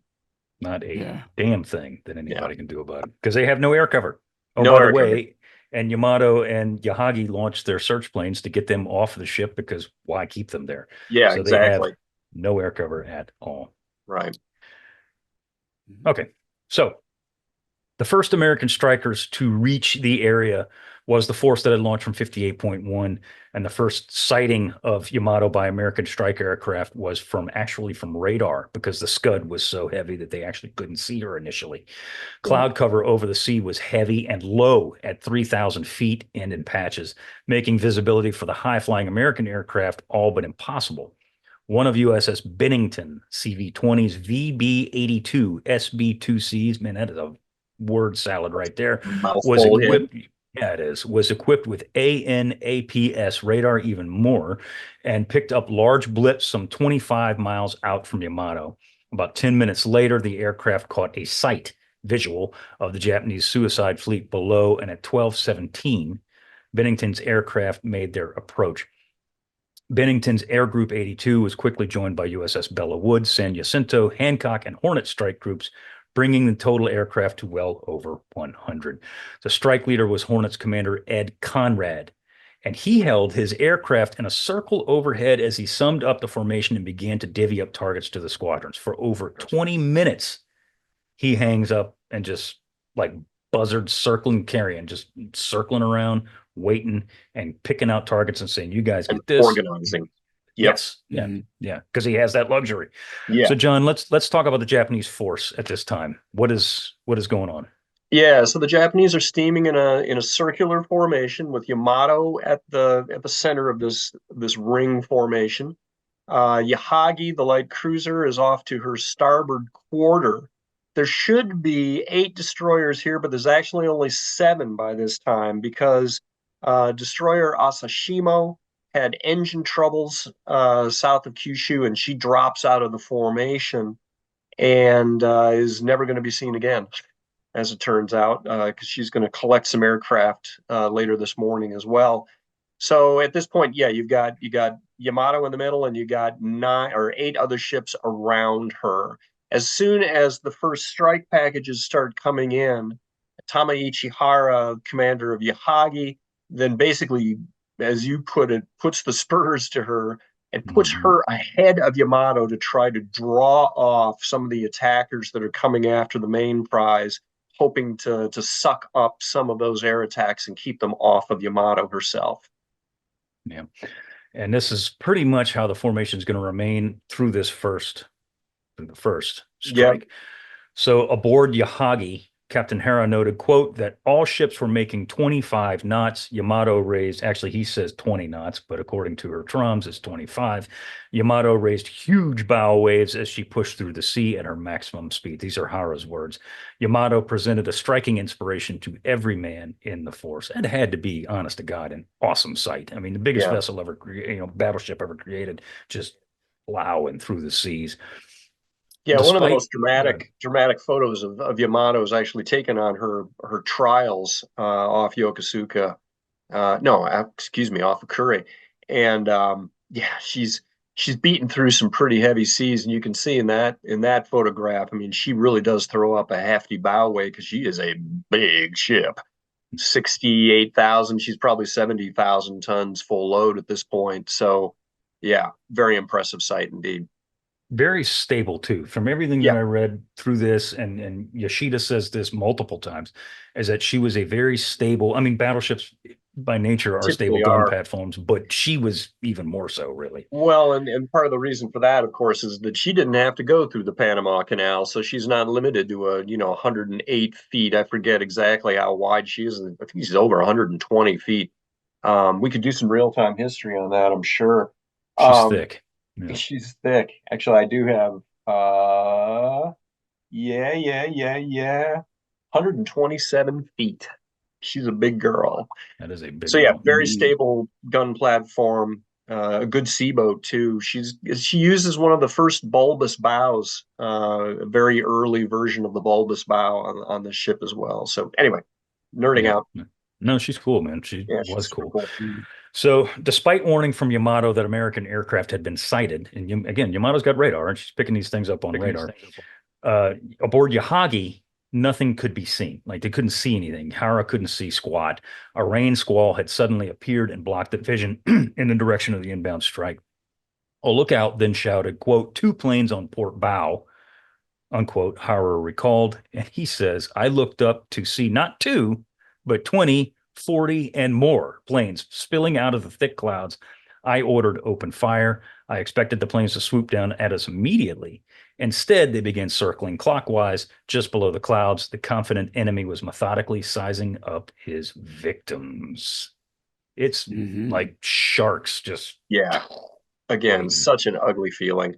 Big time. And you could see this too in the photographs taken of this engagement, just how low the cloud ceiling is. And a lot of the times there will be broken cloud cover that occludes views of some of the further ships and whatnot. But yeah, it's bad from both sides perspective. From our perspective, it's a pain to coordinate air assets here, and we don't have a clear shot at these targets. From the standpoint of the Japanese, this low cloud cover means that they have very little warning of incoming aircraft in a lot of cases, and you just get set upon. But for this first wave, at least initially, as you say, yeah, the buzzards are circling until they have all the targets divvied out appropriately, and then they're going to be hit from all sides. Yep. And Bill, Yamato is the first one to open fire, isn't she? Yeah. Again, I want to bring back to the map. And so here's where we are. The steaming down here. This is where they sighted that search plane that we talked about, the PBM. And so now they're under attack right about here. And the other point to, spin off John's point about the cloud cover is it's going to interfere most, of course, with the dive bombers who like to get above 10,000 feet before they begin their dive. With this low cloud cover, you climb above the clouds, you can't see your target. You can't do the dive. So Yamato opened fire with their main battery with these Type 3 shells I referred to earlier. They were way off target. They did not pose any threat to Americans who were still circling the prey. You can imagine these massive guns, you remember they used to paint on the bullet shields on guns, lead, because you had to get ahead of the target with your gun because you don't shoot at the target, you shoot at where you're going to, the intercept point for the target. Can you imagine doing that with these guns? They don't move that fast. Yeah, I forget what the transit speed of those turrets is. It's not real. It's like 2 degrees a second or something like that, maybe 2.5. I don't know, but yeah, pretty tough to be keeping track of an aircraft formation with a 2,500 ton turret. Yeah, absolutely. So the sight of her unleashing a massive main battery, no matter how off target, had to be impressive. Hellcat pilot Till Poole of VF-17 remarked that when the Yamato opened fire, the shells looked like they were shooting school buses at us. I wonder if they had those little flappy things with the blinking lights on them. I don't know. As Conrad circled the Japanese, other American strikers came to the party. Task Group 58.3's package was hove into view, arriving at 12:20 with planes from Essex, Bunker Hill, Bataan, and Cabot. Now, 2 large formations of American aircraft circled the Japanese fleet, now numbering well over 200 aircraft. Finally, Conrad signaled for the attack. Conrad has assigned the fighters to hit the escorts while the dive and torpedo bombers would hit the big ships. Fighters that were armed with bombs, which were many, were to attack the Yamato and Yahagi. Hornet, Bellawood, and Bennington would lead the attack on the big ships, while Sanjak's group would attack the straggling Asashimo. At 12:37, Conrad got on the radio and barked at Bennington's strike group, saying, "Sugar Baker 2 Charlie, take the big boy." Seth, I think there's only one big boy here. Do they understand what this is supposed to mean? That is the biggest boy. Yeah, right. They don't come any bigger. They do not. Yeah. So the call actually came as a surprise to Air Group 82, to the CAG for Air Group 82. because they made a wide pass around the target to allow Conrad's own Air Group 17, thinking that it's going to make his own people come in there on the first attack. So he was wrong. Regardless, VT-82 skipper Ed DeGarmo, we're going to hear about him in a little while too. Heard the order and waved his flock of Avengers down and headed for Yahagi, which was not the big boy, but not the big boy, but was big enough apparently. Close in behind, VB-82 skipper Hugh Wood rolled his Helldivers over and went straight for Yamato, coming down from an altitude of only 3,000 feet. So this gives you seconds to line up on this target and drop your bomb. Well, Woods, good. Truthfully, they're probably doing glide bombing attacks. They are. Yeah, they are. That is exactly what they're doing, is they're doing glide bombing attacks. Wood's SB-2Cs did not have much time to adjust, as I said. The AAA coming up from Yamato herself was severe, with several gunners claiming that the fire was the most intense they had ever seen. Now, keep in mind, she hadn't been hit yet, and she had had a lot of AAA installed on her over the recent months. And again, this is one of the things that makes that her model in the Kure Maritime Museum so cool, as they show her in her final configuration. Yeah, she's just they've stuffed 25mm mounts on this ship anywhere they can find real estate. So there's triples all over the place amidships. There's some on her fantail, and they got a lot of singles that are bolted on the deck as well. So yeah, she has a lot of automatic weapons under her aegis. The problem is that a lot of those late additions that were, put on in 44, 45 are not adequately shielded the way her original mounts had been. The triples in her center positions, in many cases, had shields of some sort that would at least protect them against machine gun bullets. But a lot of these anti-aircraft gunners in these 25mm mounts are sitting out in the open pretty much. They might have some sandbags around their revetments and that kind of thing, but a lot of these dudes are pretty much bare naked. Yeah, they're gonna hey, John, that Kure model, that's a little one like you could buy at Target, right? Yeah, we'll talk about that later on. That is, Kure Maritime Museum is super cool. So anyway. All right. So Hugh Wood, he held his dive or glide, as the case may be, despite his aircraft being hit many times by Japanese AAA, mostly small caliber shells. He dropped both of his 1,000-pounders and then pulled out and flew the length of Yamato's hull, which is a hell of a long flight. As he looked back, he claimed to see 2 explosions near the big ship's main mast. Now, John, this is roughly the area where she takes her 2 initial hits, is it not? Yeah, and it appears that at 1240, she's hit by 2 armor-piercing bombs. One of them knocks out one of her aft 5-inch AA mounts, and the other one takes out her air search radar, which obviously, if you're in the middle of an anti-aircraft engagement, losing your air search radar is not a good look. And it's sort of, we have these mental images of how you destroy ships using bombs and torpedoes. It's important to think of Yamato as a gigantic system. She's a defensive and offensive weapons system, and she's composed of many different components. She's got air search radar, she's got fire control directors, she's got the mounts themselves, and of course she's got passive protection mechanisms in terms of her underwater anti-torpedo system and the armored strakes that come down to buttress that. All of these attacks are going to be nibbling away at the hole that is her defensive systems. And we've just lost a really important component right out of the gate, which is her air search radar. So other Bennington and possibly some Hornet Helldivers attack Yamato, dropping bombs all over this damn thing, or all around her, I should say. Forests of white water, as the American pilot said, erupted around the massive ship. Most of these bombs miss, which I don't know how the hell you could miss something that damn big, but they did. She's moving at a good clip here. She's knocking down 25 knots, and she's turning radically in a lot of cases too. So that's kind of normal, frankly. She's going to be a much easier target to hit later on in this engagement, but she's only doing 12 knots as opposed to 25. So Of those that do drop, two do hit 2,000 pounders, as a matter of fact, smacker, one detonating in her crew quarters, and the second hits near her 155 gun magazine. So this is that could potentially be a bad This hit. This is a really serious hit. So Yamato has her 9 big 18.1-inch rifles, but then superimposed both fore and aft are these big triple 6.1-inch guns that are part of her secondary armament.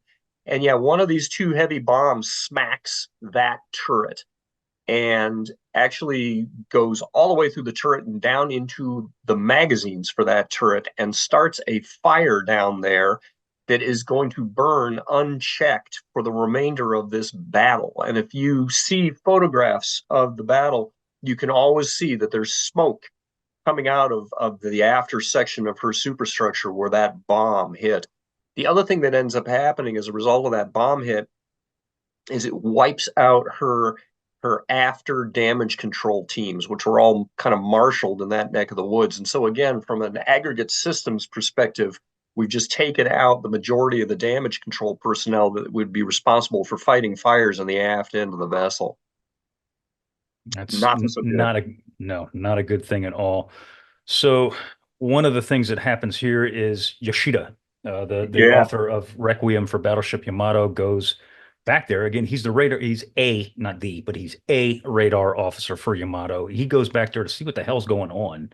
Yeah, and he's ordered by the bridge to go back because they're not hearing any reports from the after anti-aircraft control section. And so he runs across the deck down the length of the ship while it's being strafed and ends up at the after the anti-aircraft radar compartment.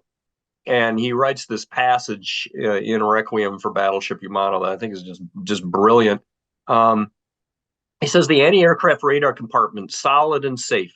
It was about 3 meters on a side and had steel bulkheads on all 4 sides, but the bomb had split it cleanly in 2 and blown away the upper half. It is as if someone had taken an axe and split a bamboo tube. The bomb, a direct hit, must have sliced way in at an angle and then explodes. And so he's looking around in this place and he realizes that there are these chunks of meat. And he recognizes the fact that these chunks of meat were the torsos of the guys who were in this space. And they've, all of their limbs, including their heads, are gone at this point. And he says, it goes without saying that I cannot tell where head and arms and legs might have been attached, that it should be impossible to tell one corpse from another. As I lift them, they are still hot from burning. When I run my hand over them, they feel like the bark of a rough tree. My fellow officers and men who were alive and at work here until a few minutes ago, and these hunks of flesh, one and the same, separated only by time. How can I believe that? The lives lodged in these 4 bodies, where have they gone? The other 8 men have been completely blown away. Not even the stench of their deaths is left to float in the air. Yikes. Yeah. Bill, Bennington's fighters come in and make some runs on the large target, do they not?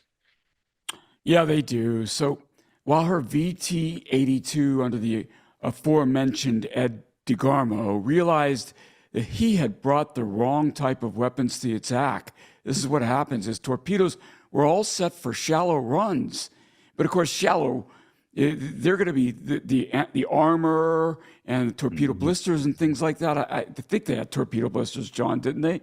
They did. Yeah. So what's going to happen is they're going to hit all of that, and the torpedoes are going to be rendered ineffective. Now that would be true if they only hit one time. But the good thing about torpedoes is you hit the same spot over and over again, you blast through all of that stuff. Yep. And just looking at Yamato, he realized his fish would not do anything in the battleship's thick armor, at least not to begin with. DeGarmo brought his division down on Hara's Yahagi then and bored in. So Hara recalled that near misses jolted the ship, but we were still uninjured. It gave me relief to realize that our sharp twists and turns were effective. If that was on an unguarded moment, it was my undoing. A scream from port side of torpedo. I let out a gasp. 3 torpedo wakes were streaking towards us from only a few hundred yards away. Yahagi staggered for the moment in the midst of her violent turn, then shuddered as the torpedo caught her port side amidships, just below the waterline. So maybe Yamato is escaping its fate for a moment. From now. But here's Hara talking about what's happening to them. John? Yeah, and this torpedo just puts paid to her engineering spaces like right now, because a light cruiser does not have the breadth of hull necessary to accommodate a pretty sophisticated underwater protection scheme the way Yamato does. And so, yeah, she takes a torpedo in her engineering spaces and just goes dead in the water almost immediately, and she's now out of the fight. She's not sunk at this time, but yeah, she's basically been put paid to. And she is going to become a ordnance magnet in the bit near later. future. Yeah, in the near future. So Hara said that Yahagi, exactly to your point, slid to a complete stop within minutes and was dead in the water. He writes this in his book. He says, stupefied, the fight had only been going on for 12 minutes. Yeah. When his ship was hit, and there she sat, immobilized. As Hara's Yahagi began to take a serious list of port, one of his officers simply said, "Hamikaze's done for," just like that. Indeed, she was. Lieutenant J.G. Robert Meany of VT-82 lines up on a destroyer assumed to be Hamikaze and releases his torpedo. As he pulls over the destroyer, his gunner yells, quote, "bingo," unquote. Meany pulled up and round and saw the destroyer explode amidships and begin to sink almost immediately. Now, she had taken some hits before this, had she not? Well, and that's the thing. It really, the critical hit for her had been suffered just a little less than 3 minutes ago. She took a bomb hit on her fantail that blew the fantail of the ship completely off and wrecked both of her props. So she went dead in the water and was a sitting duck for this torpedo that then gets released here by our man Minnie. And yes, gets hit by that torpedo amidships, jackknifes, and sinks right now. And so the result is, she was under combat for about 3 minutes, and she goes down with 100 guys. As Bennington strikers egress, Lieutenant Commander Conrad, still aloft some 2 miles away, with a 50-yard line seat, directs the next group in his own strike from Hornet and Marshall Beebe's VF-17. The double ace, Beebe is a double ace, bored in on the stricken Yahagi and rakes her from bow to stern with machine gun fire, which does no damage, but it does cut down scores of her crew. Beebe's 4th Division is armed with 500-pound bombs as well.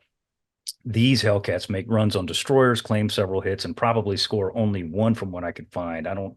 And frankly, I couldn't even tell which one because there's so many bees buzzing around the hive right now. Other Hellcats with rockets attack ships and cause varying degrees of damage. None of these hits specifically are severe. So, Bill, as the Helldivers and fighters pull away, Hornet's VT-17 comes into the party, don't they? They do. So they make an attack on Yamato, which as yet has not suffered any time of ship-threatening damage.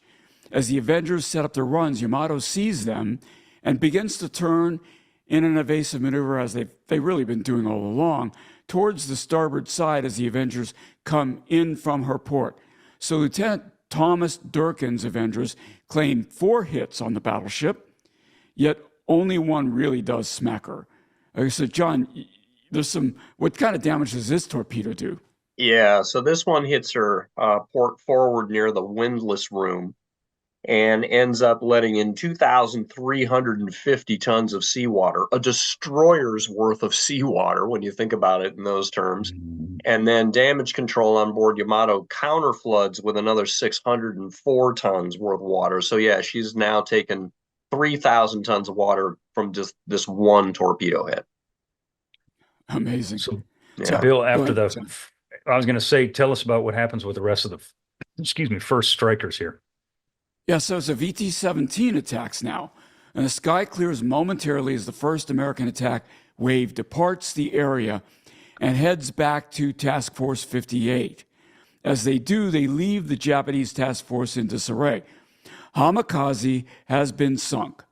Yahagi is dead in the water and is drifting after having been pounded. Suzuki, yeah, so thank you, John, is hit with a 500-pound bomb and is set afire.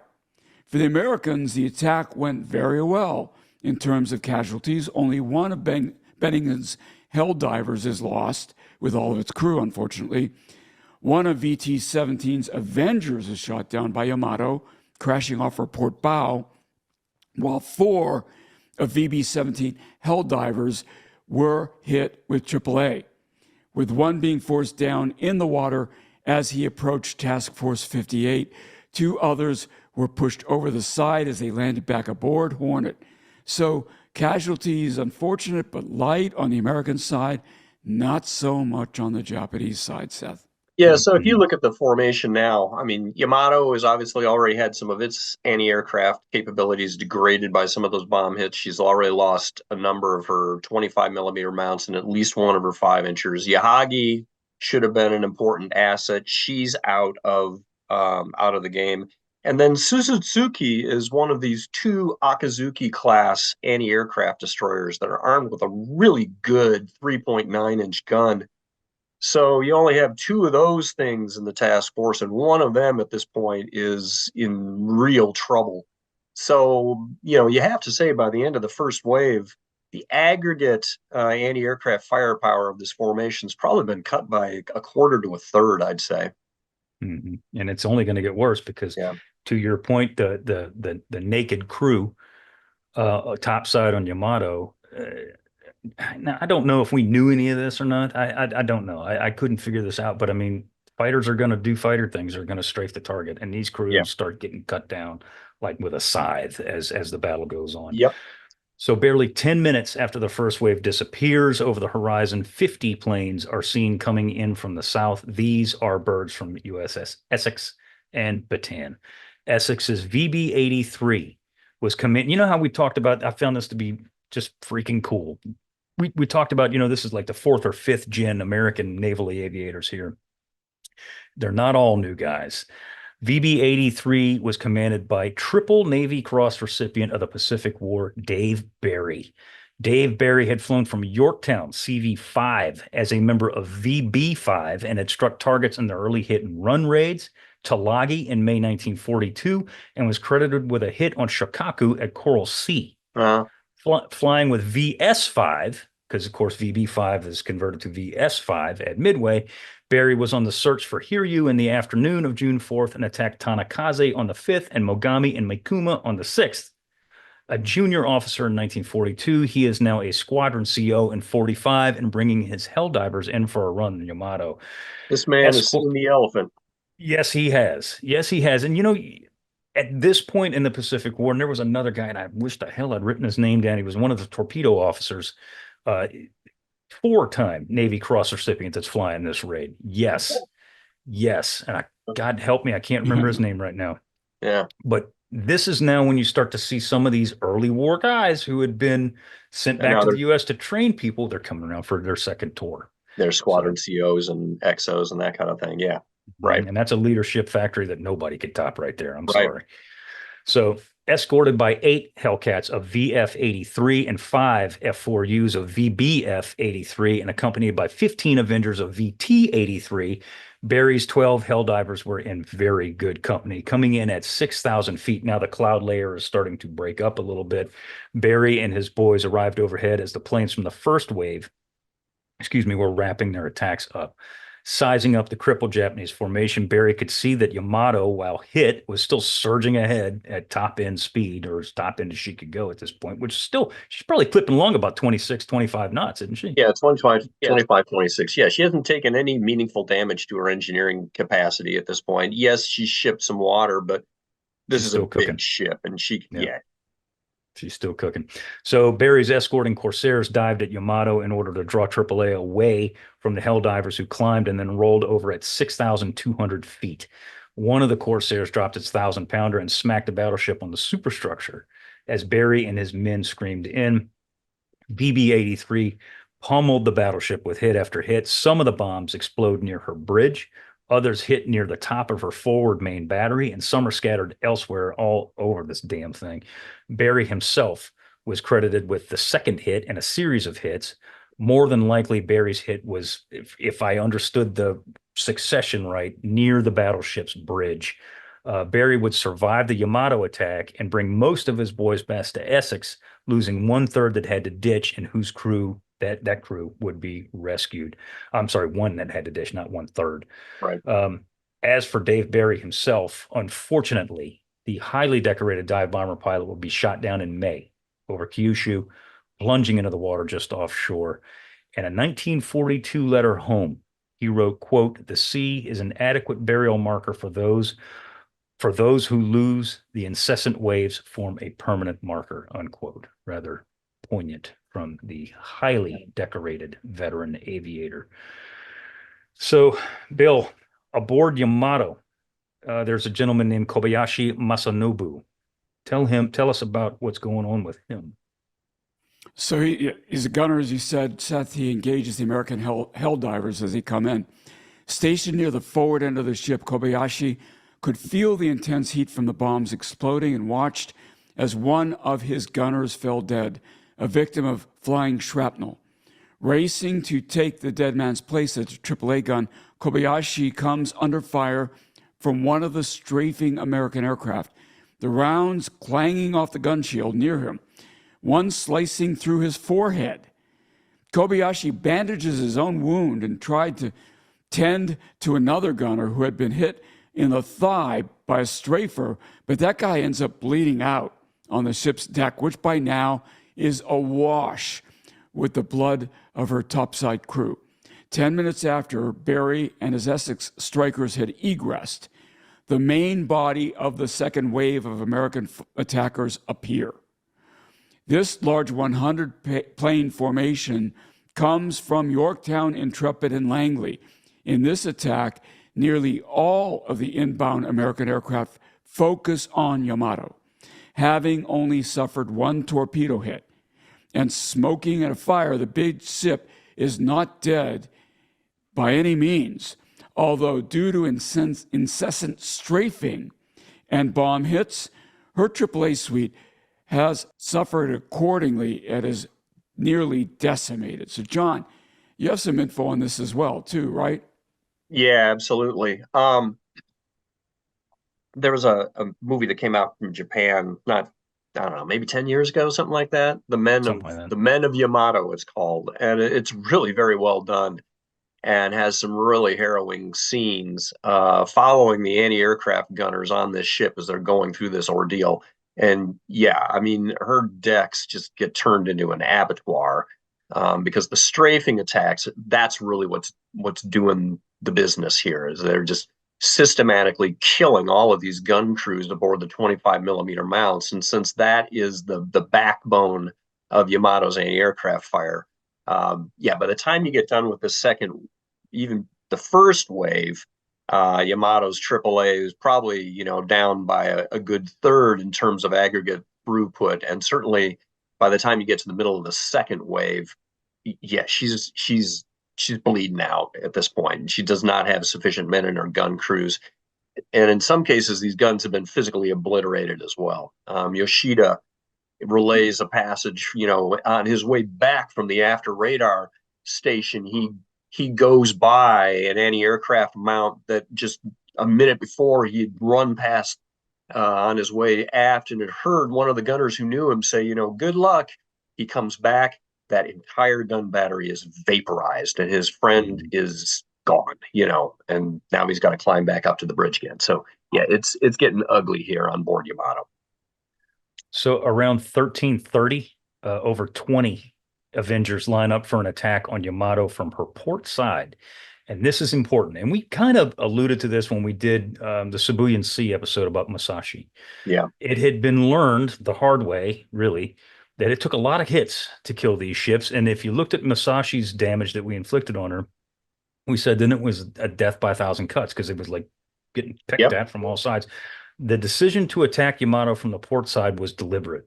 Like it was like everybody hit her from this side. And it was because of that. It was because of the Musashi experience, wasn't it? Yep, absolutely. Although in this case, it's a little more organic in that somebody recognizes she's already been hit by a torpedo on the port side. Okay, by default, then that's the side we want to go after. Right. Yeah, but everybody's pretty much on the same page until very late in the attack. She's going to collect a couple of torpedoes on the starboard side, but the majority of the underwater damage is being inflicted on her port side. But the key is that it was deliberately said, hit her on this side because they want her to roll over. Yep. So in this attack, 20 torpedoes are dropped on the battleship as she swings towards her attacker. She's going to try and comb the wakes, if you will. She evades 17 of them. Yep. Which for a ship that size is pretty freaking good, man. She handles very well for a ship her size. She was very maneuverable, had a nice tight circular. I forget the turning radius of the ship is something like 800 yards or something like that. She's a big ship, and yeah, she's very handy to the wheel. So, but 20 torpedoes, one of them's bound to hit, and as a matter of fact, 3 of them do. Boom, boom, boom, in rapid succession on her port side. This is a significant set of damage that's coming in these 3 rapid hits. Barely 10 minutes later, a lookout aboard Yamato spots more torpedo wakes inbound. The first misses, but 3 more hit her on her port side again, dropping her speed even more. She gets hit by bombs at this time from Bunker Hill, wreaking havoc in her upper works. But John, these torpedo hits are starting to take their toll. Yeah, because what ends up happening here is that in order to keep her on something approximating a reasonably even keel, damage control makes the decision that they have to now counter flood, and the only spaces large enough to admit that volume of seawater are her starboard engineering spaces. And so that's what they do. They counterflood her starboard engine and boiler rooms, and that corrects the list. But unfortunately, the word didn't get out to those engine room crews until, in many cases, it was too late, and most of those guys are drowned at their stations. Do we know ballpark how many guys are down there? I could find that answer. I'm actually looking at a notebook that would have that answer. It's going to be several hundred. It's going to be hundreds for sure. Yeah. That's a anyway hell of a way to go, man. Yeah. So, Bill, tell us about the situation aboard Yamato right now. It's pretty critical for her crew. It is, yeah. So Ensign Yoshida barely evades death when the man in front of him is riddled with shrapnel from an exploding bomb. The men to his left and right are both killed, showering him with their blood. Yoshida wrote, quote, "Out, our aim becomes even more inaccurate. We shrink back, becoming unsettled. The signs are clear," unquote. At 1342, the third wave of American attackers come into view. On her own, now, Yamato turns to evade and throws up what little AAA she can at this point. Most of her AAA has been decimated. Her fire, as Yoshida points out, is wild and grossly inaccurate. Intrepid's strike moves in for the kill now, followed by over 100 more aircraft. 100 more aircraft from Task Group 58.4. The third wave numbers 168. Evil Eye, the Intrepid, Avengers plant 2 more fish into Yamato's port side, again, hitting that port side, hitting that port side, hitting that port side. The battleship slows down to a speed of just 12 knots, and she lists now 15 degrees to port. It's getting serious. John, what's going on here? Yeah, so at this point, too, her upper works have been absolutely mangled. Most of the anti-aircraft crews are dead. We don't have an air search radar anymore. I forget if she's starting to take damage to some of her anti-aircraft gun directors, but I would expect so because she's been taking damage to her superstructure as well. So when Yoshida remarks on the fact that our accuracy is falling off, it's because we're having aggregate system failure at this point. Our fire control systems are out. A lot of any of the 25 millimeter mounts that are still being manned may in many cases have half the gun crew dead and are operating under local control as opposed to director-based fire control. So yeah, her anti-aircraft capacity is just falling to pieces at this point. And she's a much easier target to hit at 12 knots too. And she certainly is. And knowing that, American pilots can sense the blood and the water. They now target her stern so as to disable her rudder and make her an even easier kill. I put in the notes like cats playing with a mouse, man. They just keep coming in. They just keep coming in. Ensign Yoshida wrote, quote, new torpedo hits continuing without let up lend added impetus to the rushing water. Torpedoes strike one after the other in an instant. Seawater pours in, unquote. Referring to Yamato's struggling DC party, most of which are dead, he says, and I quote, they scramble up the metal companionways. Those higher up must be quick to throw the dogs, sealing the hatches beneath their feet and thus shutting off the water. To stomp on the head of the shipmate scrambling up the companionway behind you and seal the hatch. Through hatches heedlessly left open, the avalanche of water rushes on. Thus, the list increases faster than expected, unquote. This, Yeah. Yamato, yeah. I mean, you're having to, knowingly eliminate your own crew to close those hatches. Just to buy a few extra minutes, though, it's apparent at this point to anybody that's on this ship that, we're reaching the end here. She's going down. Yamato's Captain Ariga is told that all of his DC officers are dead and counterflooding will no longer correct the rapidly growing list to port. With her radio destroyed, Task Force Commander Ito orders signal flags hoisted that state the special attack mission is canceled, yet still the Americans come. Not that we care. Yeah. At 14:02, Yamato takes at least 3 more bombs amidships, wiping out what medical crew is left, killing most of the wounded that had been gathered in the ship's dispensary. Barely 5 minutes later, she takes yet another torpedo. We assume it to be her 7th. Do we know how many torpedoes she took? No. I forget. I think it's 9 or something like that. No, I'm failing you at this regard. Not as many as Musashi because most of them are coming in from the port side. But a lot all the same. Yeah, and from the Japanese standpoint, it's hard to keep track. Yeah. Who's keeping track, honestly, and why? Right. Yorktown's coming in at this point too. Yamato slows even more, and her list increases, and exposing her soft underbelly somewhat to the incoming Avengers. 6 Yorktown torpedo planes come in from her starboard side, as you were saying just a minute ago, and plant more fish into her underbelly. At this time, Yahagi is, like I said, she's an ordnance magnet, and she just sucks up hit after hit after hit, and she goes down right here, doesn't she? Yeah, that's right. Yeah, she ends up taking 12 bombs and 6 torpedoes, which for a ship that size is just, there's no way you're surviving that. Forget it. There's a stunning photograph of her during this very portion of the attack when she's just completely surrounded by water spouts. It's taken by an American plane. And every time I look at that photo, I just had this mental image of Captain Hara standing on the bridge, just looking out the windows at that plane as it's zipping by. And yeah, his ship during this final wave of attacks is just eviscerated, and down she goes.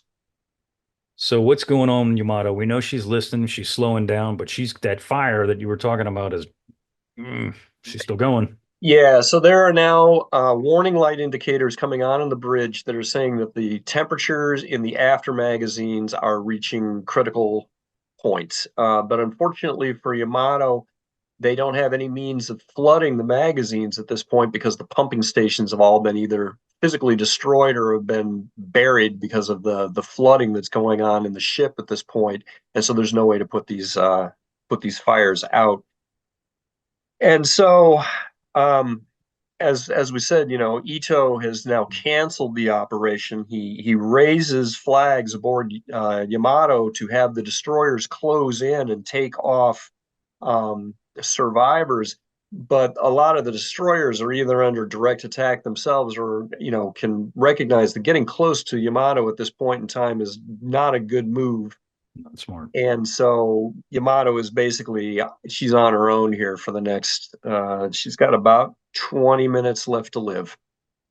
Bill, tell us, as Yamato's, she's rolling now. She's starting to roll. What's going on here? Yeah. So the roll to port means, as we said earlier, the soft underbelly on the starboard side is exposed. So that's where the torpedoes are going in right now. The surviving crew makes for the water as fast as they can. Again, Ensign Yoshida watches Captain Ariga lashes himself to the ship, determined to go down with his vessel. Yoshida decides to try and live and leaves the bridge and makes for the water. Wriggling through the port, he says, I look back almost longingly. Poor bridge, on its side and completely dark, surprisingly narrow, almost burrow-like. Their bodies lashed together, the navigation officer and the assistant navigation officer reject a second and third time our exhortation to escape. I watch until the end. Both men have their eyes wide open and stare fixedly at the water rising towards them, unquote. Says, as you said this, go ahead, John. No, I was just going to say, and that's another one of the mental images out of this battle that is really tough to shake off. If you're standing on the admiral's bridge of this ship, I forget the math, but you're the top of a 15-story building, right? And now at the end of that, that building has basically been tilted over on its side, and as Yoshida is leaving the bridge, the water is right there because the ship is coming right down on her beam ends. That's quite the image.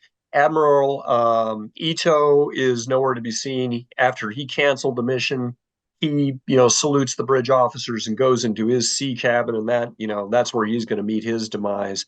But yeah, a lot of the bridge crew do end up making it off. The younger officers in particular are just bodily shoved out by the old guys. Get out of here.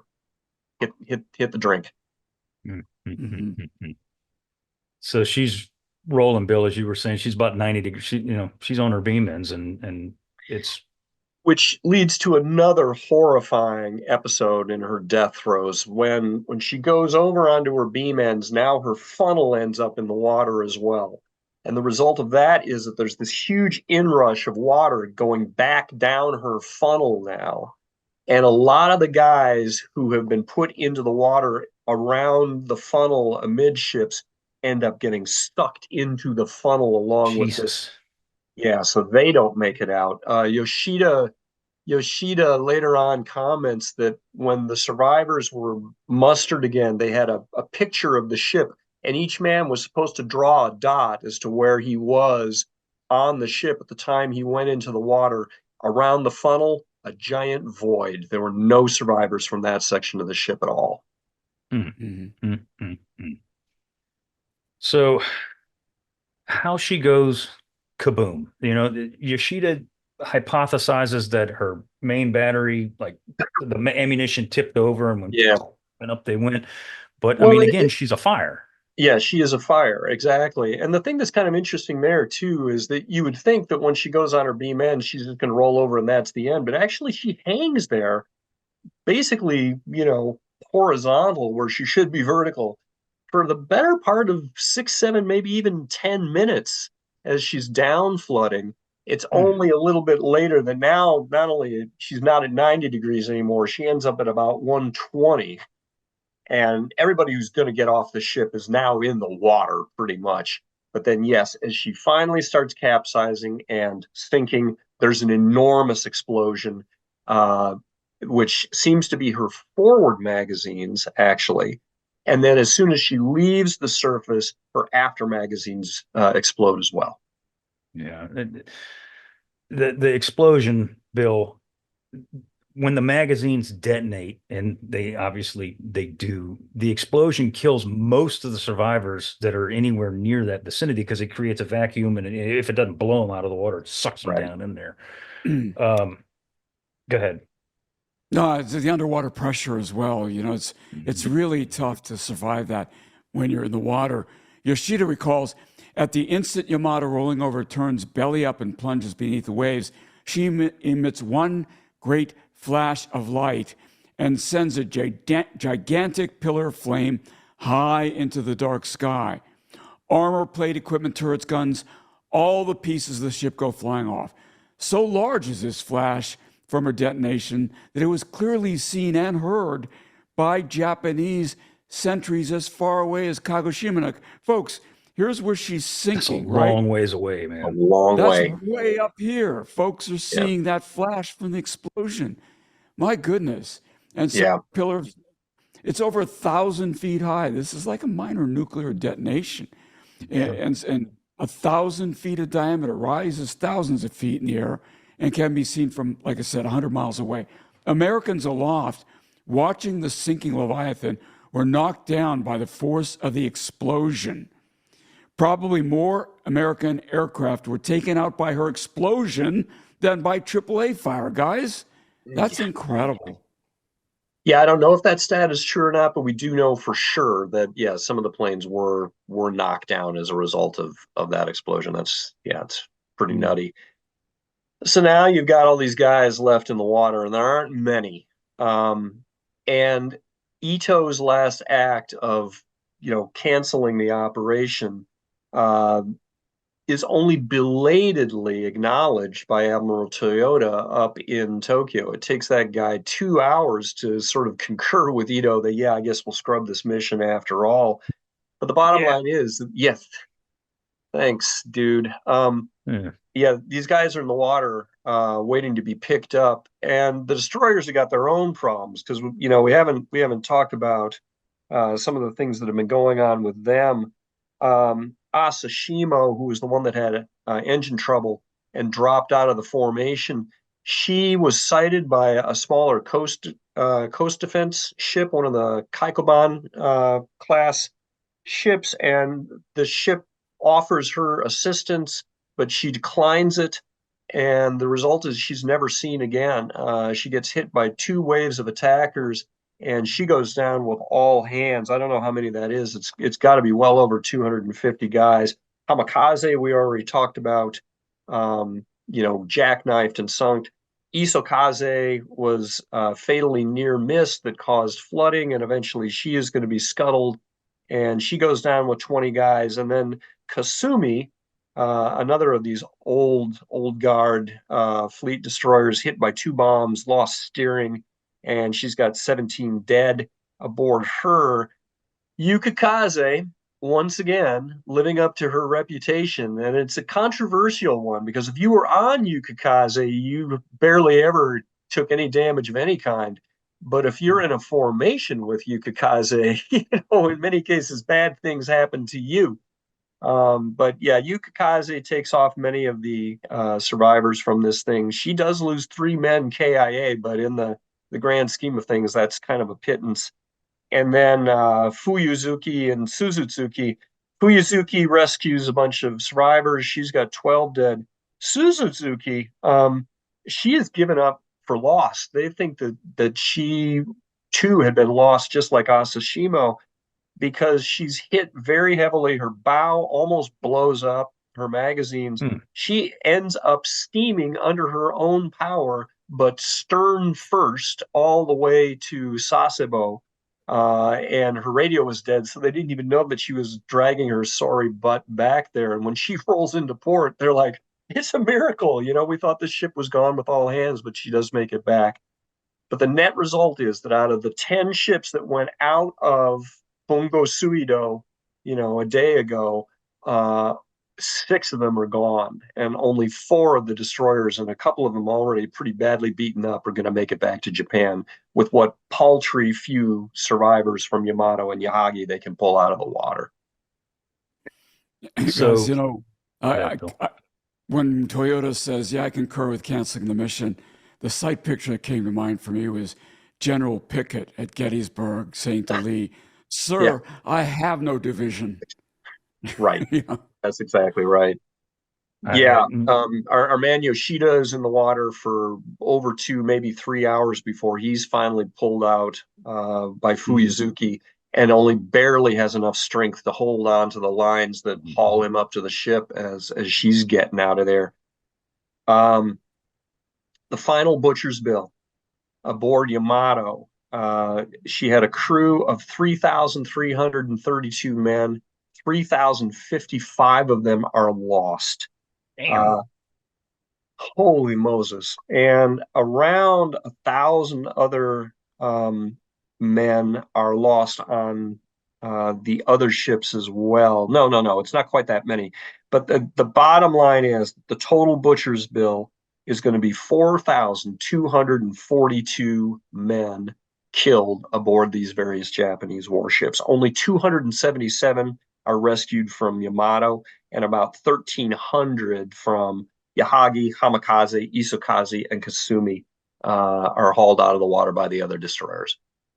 Yeah, there were some stories, and I tried to be able to I tried to confirm or deny, and I couldn't do either, that American aircraft strafed some of the survivors in the water.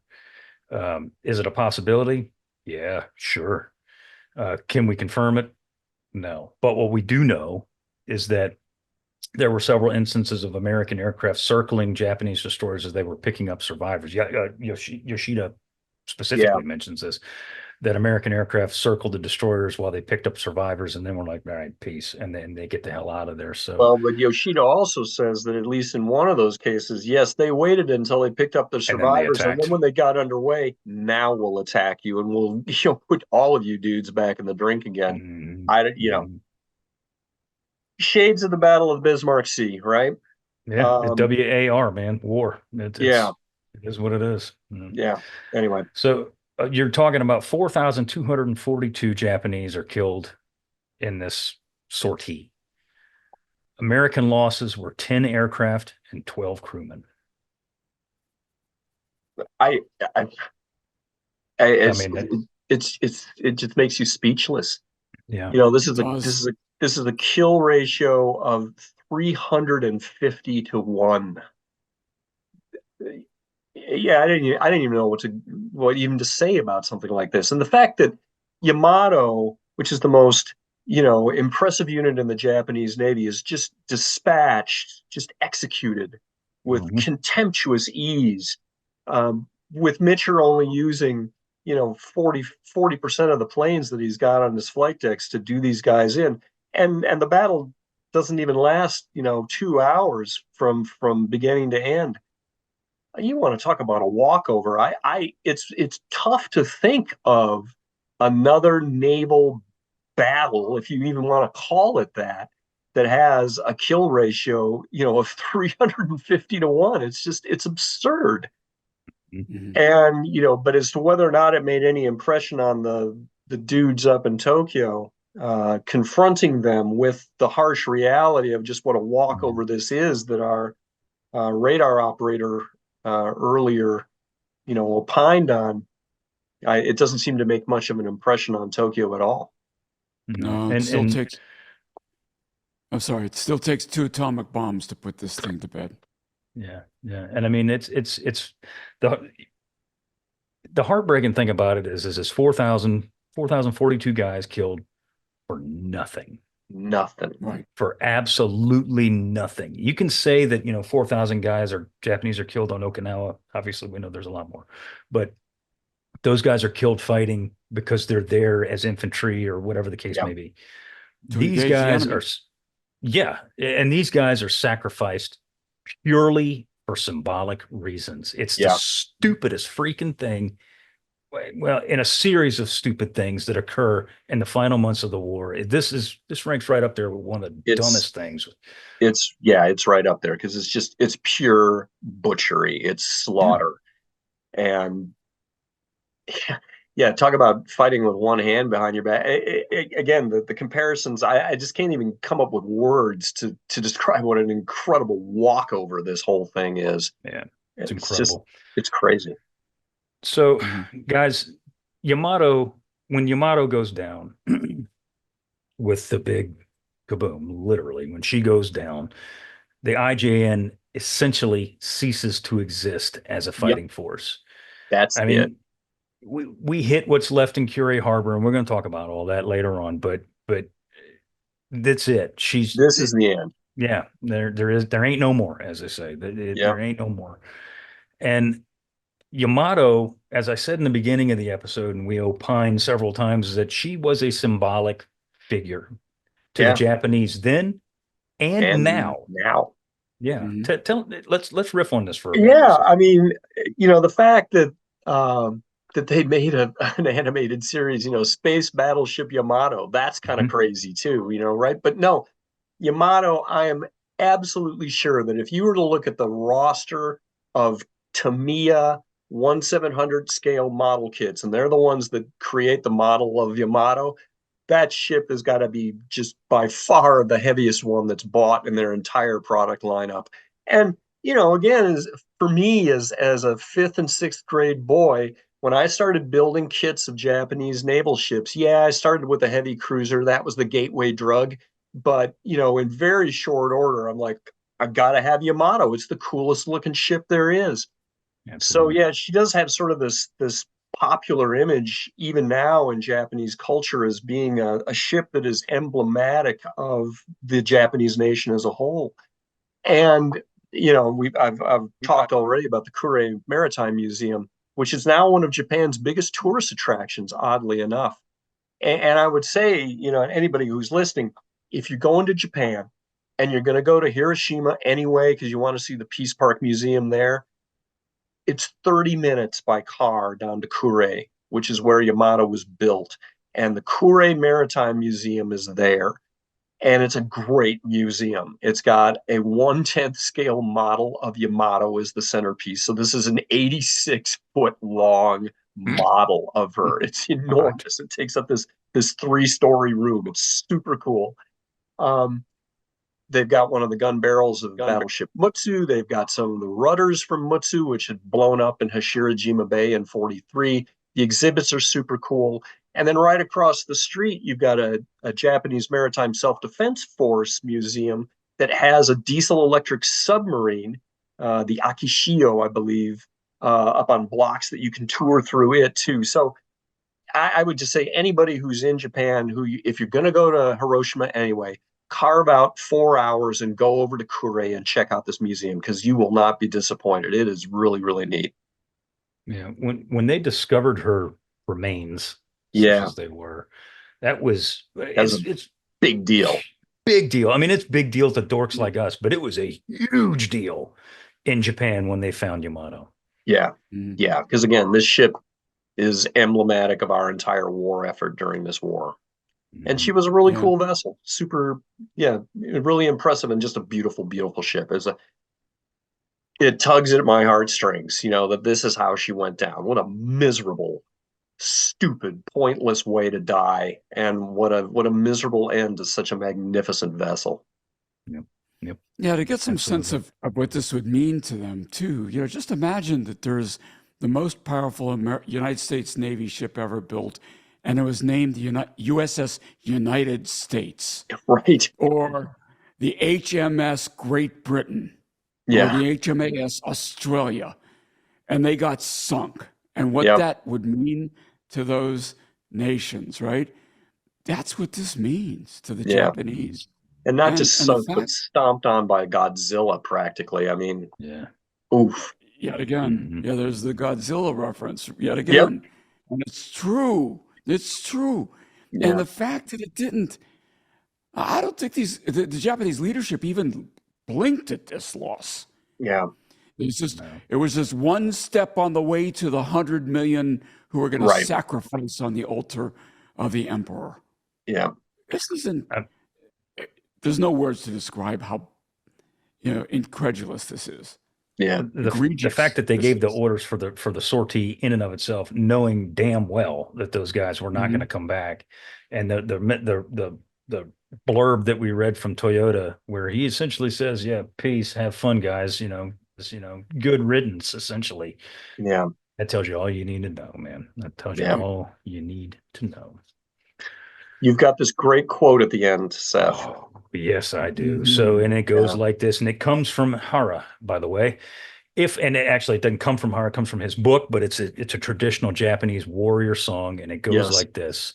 If I go to sea, I shall return a corpse awash. If duty calls me to the mountain, a verdant sword will be my pall. Thus, for the sake of the emperor, I shall not die peacefully at home, unquote. And those unfortunate souls most certainly did not. Did not. Rest in peace. Mm-hmm. Gentlemen, is there anything else you want to add before we wrap this? No, sir. Nothing.